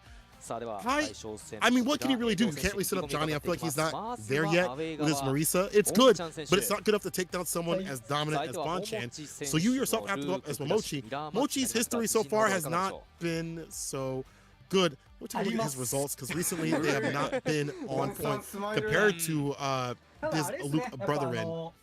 You know, Mochi's results in the league, second stage, of course, have been 0 out of 5. Before that were 2 out of 6. That is painful to say for an EVO champion, for an absolute GOAT of fighting games, has just not found what he needs to do on either version of Luke. That feels bad. That really feels bad. We do see some, or we do hear some surprising statements, I feel like, coming in from Bonchan. Obviously, I mean, not obviously, but I'd imagine it has something to do with like the pride of a Luke player, right? Being able to be the better Luke or whatever. We'll see how that plays out. But I think Mochi also, looking at like the long term of it, I wonder if he's using this stage as a way to like measure his Luke in the mirror match, right? Granted, it's not the best idea, considering how many points they need, but taking a look at it right now, FAV Gaming, they're looking at a potential 40 bomber against Shinobism Gaming. With how many games are left? With 3 games left, you have potential of 120 points, right? With 3 weeks remaining. Granted, like that's max potential, 140. Or sorry, 120. Right. Sorry, 120. Is it? It's maybe still possible for them to like make it into playoffs if the players they need to leapfrog over do extremely poorly, right? But I don't know, man. Yeah, didn't they do that this past preseason, right? During phase 1, they were like down and then they made like a huge jump over. Was that them? I can't remember who it was. It was either them or DetonatioN FocusMe. Yeah, I think it was DetonatioN, but I think also Shinobism had to, like, 2 episodes prior, had to win to get in that like qualification line, and they were only like a few points away. So you don't want to be in this position all we have to rely upon other people either losing or winning. That out of your hands is a horrible thing to have to cheer for the other teams and things like that. And on the stage, you know, maybe he is getting this rating prepared for other things. You'll be fighting a lot of Lukes in Street Fighter League or just his life in general. You see how strong that character is. But I feel like this is maybe not the best time to do it. However, you got to be at this level where you can take on anybody at any point. All right, it doesn't matter if you're ready or not. You have to be ready and prepared. You are the team captain. The hopes and dreams are riding on you to get that W. And Mochi hasn't really found his way with this Luke play. I feel like as soon as you get to like a new character, and Safrino points this out, and a lot of other players point this out, when you switch over to another character, your game plan switches. And so like things like your drive gauge, how much you use, is going to be way different. You're not going to be able to game plan that. You have to figure that out. It's going to take you a few weeks to do that. And that has been an issue for Mochi. I feel like he hasn't use his drive gauge in the most effective way compared to other Luke players. Bonchan over here, he picture perfect with it, bro. He is A-okay with his drive gauge. He's double all the damage with need be. He is like the Luke player to look out for besides like Chris Long and Minna. There's been a different type of Bonchan that has emerged these last couple of weeks as I adjust my microphone. I totally apologize for that. There's been a different type of Bonchan that has emerged, and a very aggressive one at that. You know, we talked about the style and stage of play in the current meta on a professional level, how everything's pretty much tight-knit. You can't let anything go. If you ever make a hit, you have to make it count. Bonchan is that dude. He's definitely been that guy to capitalize on every single hit and every single mistake thus far. But right now, Mochi off to a pretty decent start. A couple of back-to-back throws. We're starting to see that aggression come out. She said, I'll make this dude's face more wicked. I'm hoping he means more twisted. Mochi with a fantastic lead. Nice. Yeah, I don't know. That's really nice. But hey, we're not here to make friends when it comes to League. We're here to get these victories.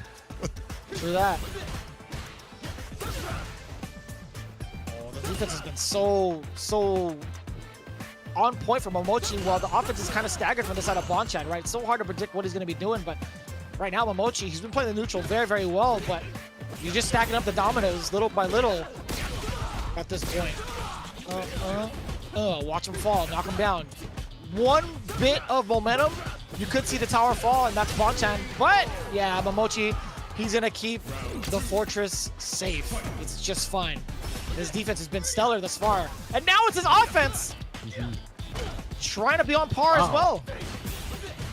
Once you get these leads and keep them, I mean, that's kind of the Luke way to play. You get these leads, you have many ways to keep that lead. You have wallsy buttons.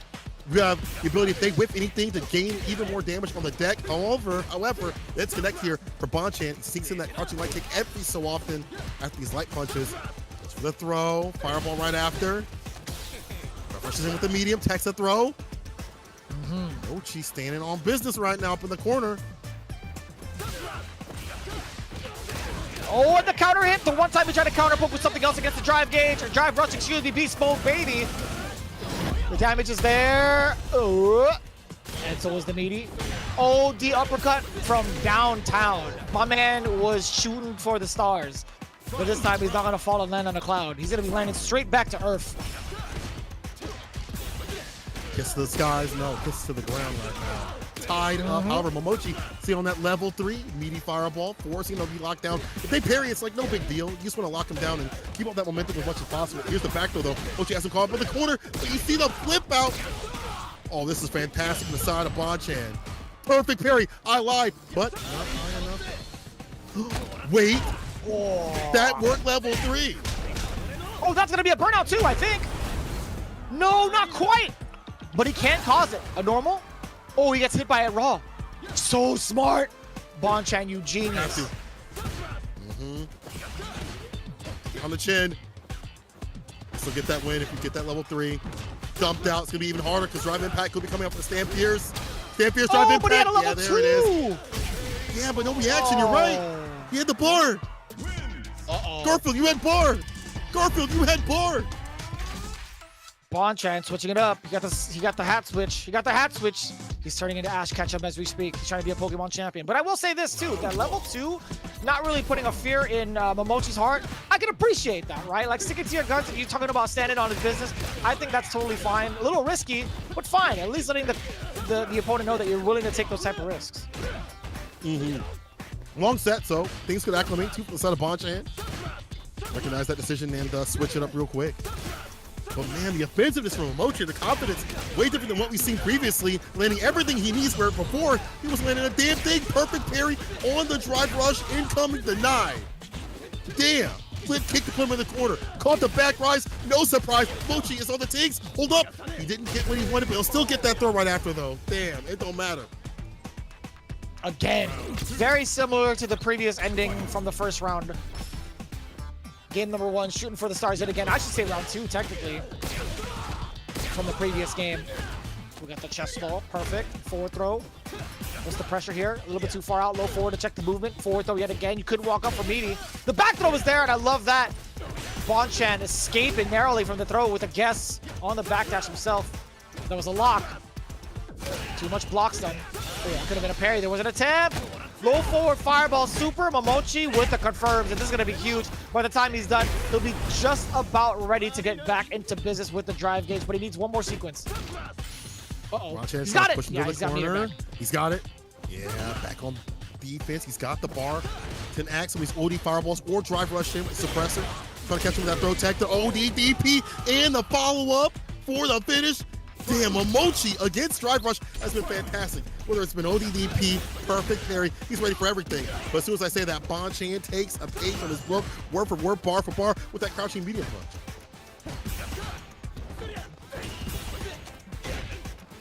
To get the back throw as well. A lot of baiting from the side of Bonchan. Mochi had chosen movement as an option most of the time, excuse me. But level 3 incoming now. Bonchan is not going to be quite at burnout, and he knows it, but the damage is there. He could enforce the burnout. Oh, again, another jump up from Mochi. That's totally fine. He spent his own bar in pursuit of Mochi's burnout and find success. It's going to be fine. The jump out, sorry, the jump in, not really going to allude to much.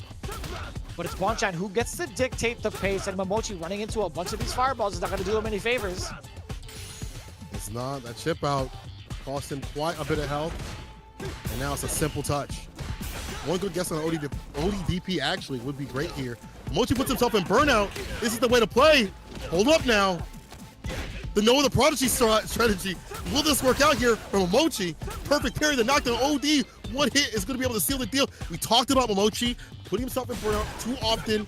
He's going to get back. Oh, no. I don't know what that DP was, though. He does have the bar back. Mochi stays alive, but still, it's one touch. One solid hit. Level 1 is on the deck for Bonchan.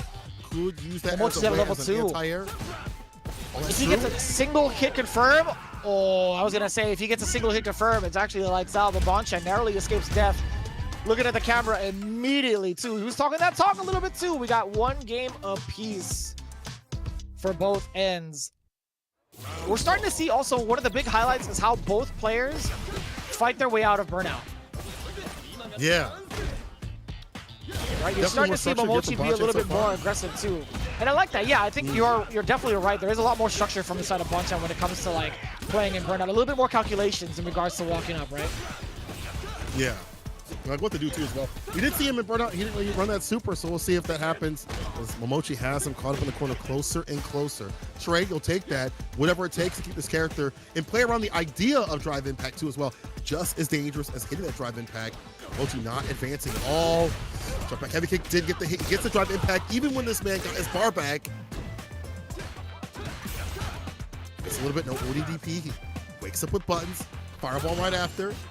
Trying to kill that drive gauge with a stand medium kick. That's also the parry to keep the drive gauge nice and healthy. Mochi has more health. Staying solid right now. The full conversion off of the counter hit. Do you spend it? Don't need to dash up right in front of your face. Easy conversion. Level 2, you're definitely spending it, Bonchan. A very expensive level 2, but absolutely worth it. I like that too. Good recognition of being in the corner. Going for the medium upper. Sorry, the medium flash upper, excuse me. I think what makes Bonchan so good is that he uses all the pieces of this character. Makes everything work. You know, he's spinning some of these supers where most people hang on to level 3 for, you know, the finisher. He'll use level 2 to get the kill early. You can maybe use level 1 for anti-airs when need be. But I like that he's using all parts of the loop. Drive, rush, throw, punish counter, up in the corner, another throw. Jab, here's fireball. Trying to kill the gauge. Bonchan's in burnout. What do you do about it though? We talked about how they play in burnout, and it was the movement. Yeah, Bonchan finally catches the movement. Sorry, that was Mochi catching the movement against Bonchan. My mistake. But yeah, Bonchan a little bit overzealous, thinking he can get out of the range of the low forward. You play this character, you should know. Chipping away. Oh, we like that. Back throw is huge. Back bar. No, he just react. Oh, no way. No way. Bonchan actually gave him that. He gave him the extra bit of meter by forcing the block into the drive impact, assuming Mochi wasn't going to be ready. Now, granted, if he had not done the normal, he could have maybe gotten away with it if Mochi was asleep at the wheel. It does leave you susceptible as that thing has double-digit startup, right? Right. Oh, whip punish. Stand fierce to fierce. Bonchan sitting with some bar at the bottom of that level 3.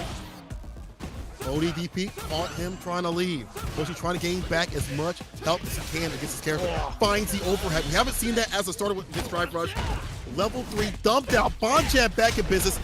way more aggressive, and honestly, defensive tactics have been way more on point. We talked about how he's been operating in Burnout, how he's been just as comfortable as he is with Bar. Something that, you know, if you picked up a character and you're more new with them, you haven't got there yet. We haven't seen that from Mochi as consistently. It's there, but it's not as consistent. Do we see a switch? We're going back. Is it going to be a little bit of a wait, or are we going to switch over to Modern? I don't think Modern going to help, but that's a good question. I really don't think the Modern is going to change as much. I feel like Mochi's doing a fantastic job of reacting to the things he needs to. More importantly, drive rush, some of the forward movement. He's had some of the counters against it, but maybe I think maybe he wants a slight edge in using maybe like a level 1 against like a drive rush or something like that. Any sort of like forward movement that Bonchan wants to creep up on. But again, I don't think it's going to be beneficial. I think this is something that Bonchan would already be ready for. Like, when you consider Modern, this has been a good majority of players, myself included, when you play against Modern, it's like figuring out a whole different matchup, right? Still the same character, similar tool sets, but it's the accessibility of those tool sets, right? You have to worry about an account for dropping damage, different sort of things that you lack, that you don't have anymore, certain normals and things like that. I say light kick no longer that bufferable tool that you like to use, or an easy punish. And those things are going to be off the table as well. But we see people out at Street Fighter League having ways to play against Modern and recognizing like the play style. One things that we mentioned before when Kazunoko had played Mochi when he was playing Modern is that my man did not block low at all. He got opened up continuously. Kazunoko hyper focused on that, and that's what led to his victory continuously. So people are understanding how to fight the matchup, how people play in Modern. It's not going to be a big surprise here for Bonchan if it does come up. I feel like he'll be ready for either which direction that is it's happening. But I think, again, it's the drive gauge. It's the burnout situation here from Mochi. No matter what version he has to play, he's got to keep more on point with it. See what it is. It's going to be classic still. So you run it back. Uppercut! No, nothing. I thought it would be a way to stuff out the jump back in the corner. Oh, out of there! Yo, clocking him sideways, too. Dragon Ball! You throw him again for the kill, perhaps. Damn! Woo. That's all she wrote. Bonchan up more. I think so. Stage right. Shinobism Gaming right now. I don't mean the players. I mean possibly the team, depending on what happens. Forward throw. Apply the pressure again. Forward throw again. You might as well keep the pace up with that. Uppercut, make him pay for it. Back throw. Damn, this is all Bonchan right now. Go forward. Yeah, that's it. That's it. GG's. GG's. A double perfect. Oh my god, I didn't even realize it. Again, that's the second time we have seen Bonchan land that double perfect. And it's on Mochi, it's on Shinobism Gaming, and it's to gain 40 points. What a way to get defeated. The double P, the side of the executioner. Living up to his name. Bonchan with the victory. A big one. Mochi definitely not happy about that one. But what can you say, man? That dude knows his Luke. So that's my character, bro. That's my character. Whew. Who do you think you are? I am. That's exactly what he said when he turned the hat back. When he lost the first game, he's like, all right, fam. Hold up. Hold up. Lost the first game, won the rest of it. That's my MVP right there. That is Bonchan, the MVP. I think Bonchan has been putting in the most work, I feel like, on this team. Obviously, I think he has one of the best records in FAV gaming. Takedo following suit. But yeah, Bonchan, he's accumulated so many points. What, 85 points total in comparison to Takedo, who's only been 30. Ryusei, who's got 50 to his name. Sakonoko, he's got none. Sakonoko has 0 points to his name. Bonchan has literally put in all of the work, and it all revolved around one thing, putting him as the anchor. Ladies and gentlemen, if it ain't broke, don't fix it. If it ain't broke, don't fix it. Bonchan is the epitome of that right now, and big congrats to FAV Gaming, further increasing their lead at 205 points, breaking the 200-point threshold. That is huge, reclaiming their space back away from Detonation FocusMe and increasing that big barrier between first and second place. I'm loving this. If you're CYCLOPS, the grand uncle of Street Fighter, listen, man. He's got to be a proud uncle at this part. Oh yeah, so he's super happy. Maybe not happy with his results so far, but I'm sure he's happy with how the team is performing, and Bonchan especially. Man, again, I'd love to see Bonchan travel. I'm telling you, I know some of these aren't CPT events and things like that. He didn't travel to the France or the other qualifier, Singapore. But I feel like he would have put in so much work if he went out there. But either way, that's beyond the point. He's putting work out here at Street Fighter League. The double perfect was insane. Stalker says this team is really at its strongest. It was a fantastic game, and he is not lying. I feel like there's just a few adjustments for all these players besides Bonchan to get to that point. Even Saka, I feel like, is not even outside that realm of being where he needs to be with his Chun-Li. Yo, Tokido, maybe not always on form with things. Ryusei, he's looking fantastic today. But Bonchan, bro, his back must be hurting. He's not carrying the team all the way, but he's definitely putting in a ton of work. And I'm telling you, man, he's got double daddy duty. I'm telling you, he's got the back that could carry everybody. He knows all about backpacks, son. He's about to send his kids to school real soon. Is that time? Really? No, it's too early. It's too early. Maybe like a pre-K kind of thing, perhaps. They are growing up pretty quickly. So. They are. It's old. Tokido? He said, I didn't think Yamaguchi would come, but from the advice from the teammates, I was really on point with dealing with that DJ. I think some of that advice was like, hey, what are the ranges that are you standing at for drive rush? What are you looking for? It felt like he was really hyper-focused on dealing with drive rush, which you have to be against DJ or anyone in this game. But the tendencies from Yamaguchi, it felt like he was understanding when he wanted to drive rush in to get that win. He knew how to stuff and stop his crouch immediate punch, that light kick, things like that. So from the teammate suggestions, he was able to calculate that and do a good job, among other things, against Yamaguchi's DJ. So good stuff through a team effort for Tokido.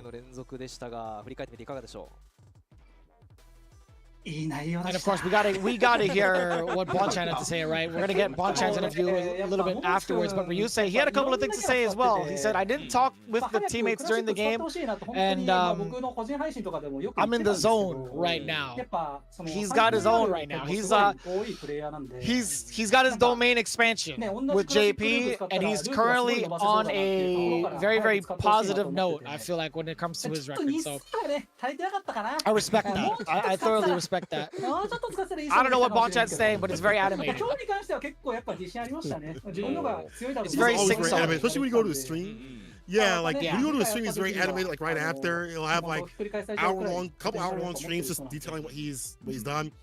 Actually, I would suggest people go and talk to him on the stream, give him support too as well. I've had a few questions for him. I was actually asking him who's better, Luke or Kid. He did say Luke. He did mention that Luke is the better character.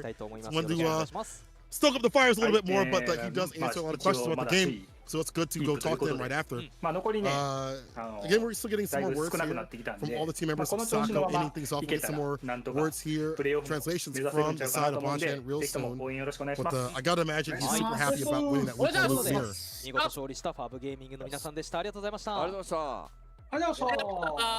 また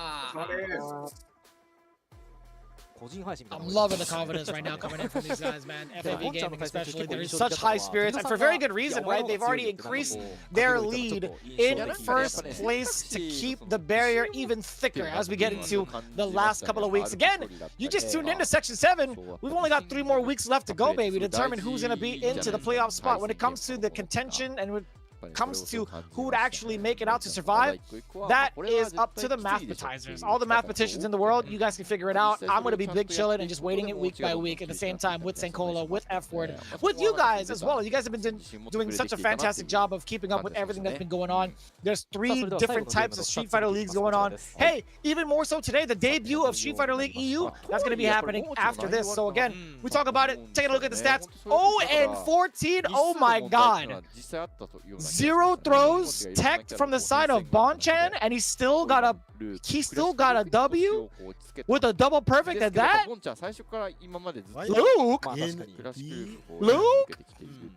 Luke?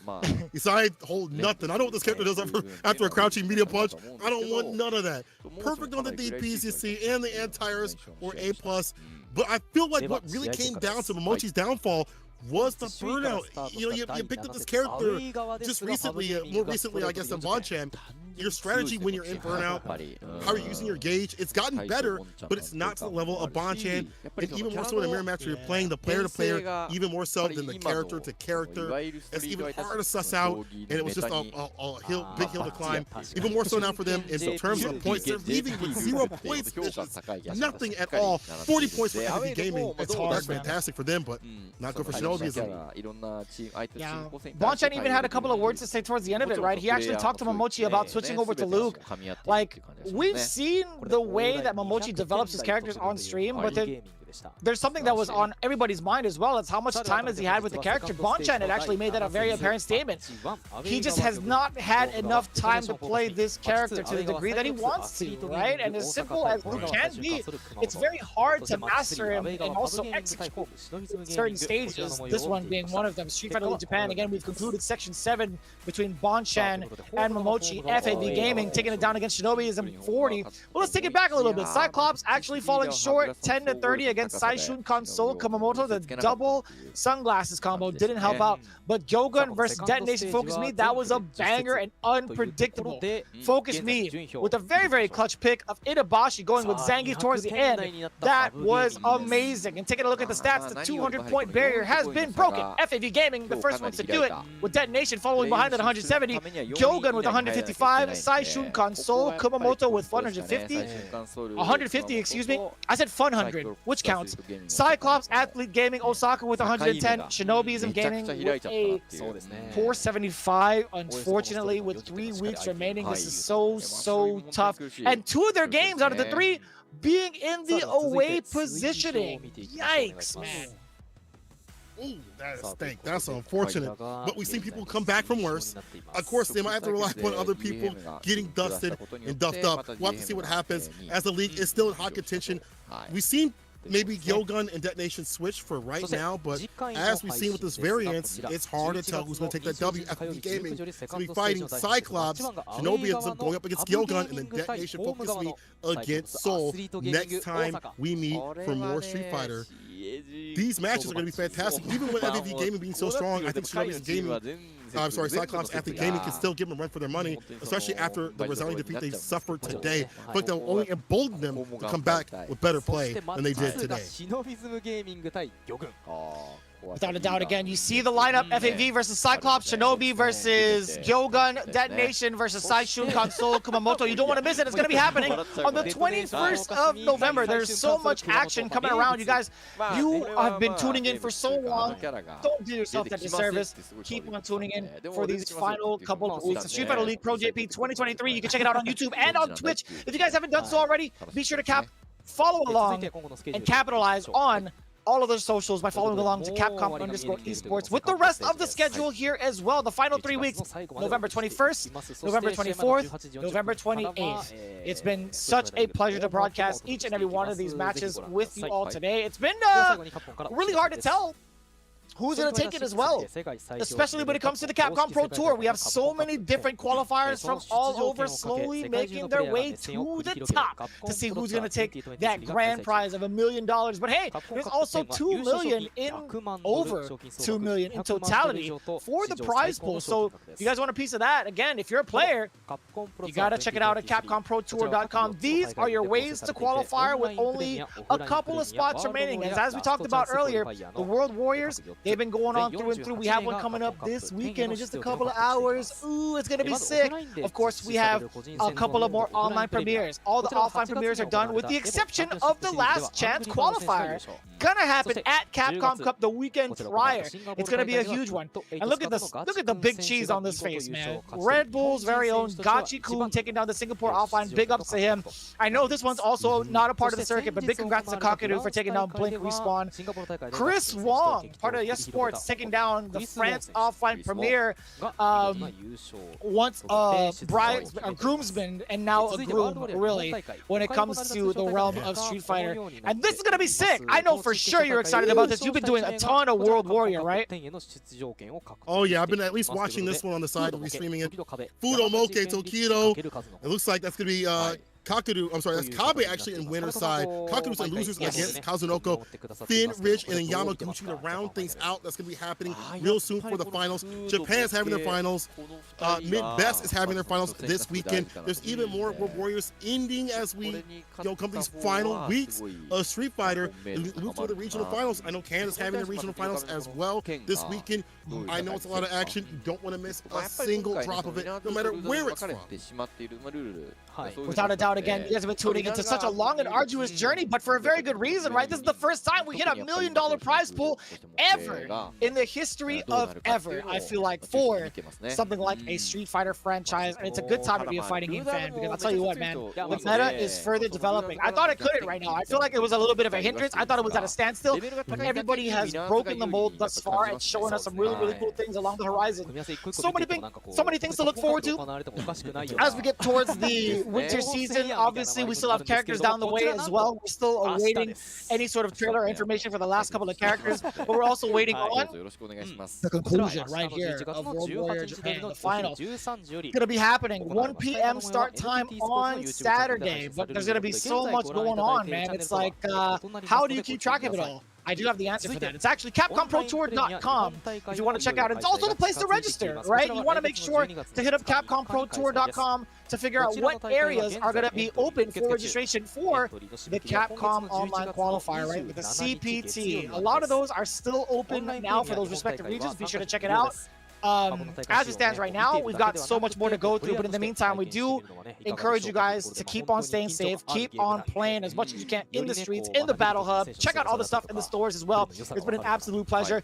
We also welcome back St. Colo. He took a little bit of a break. I took a little bit of a break as well. We're going back and forth, but it's been an absolute banger. I want you to close it out, man. We got less than a minute. Thank the people at home. It's all you, baby.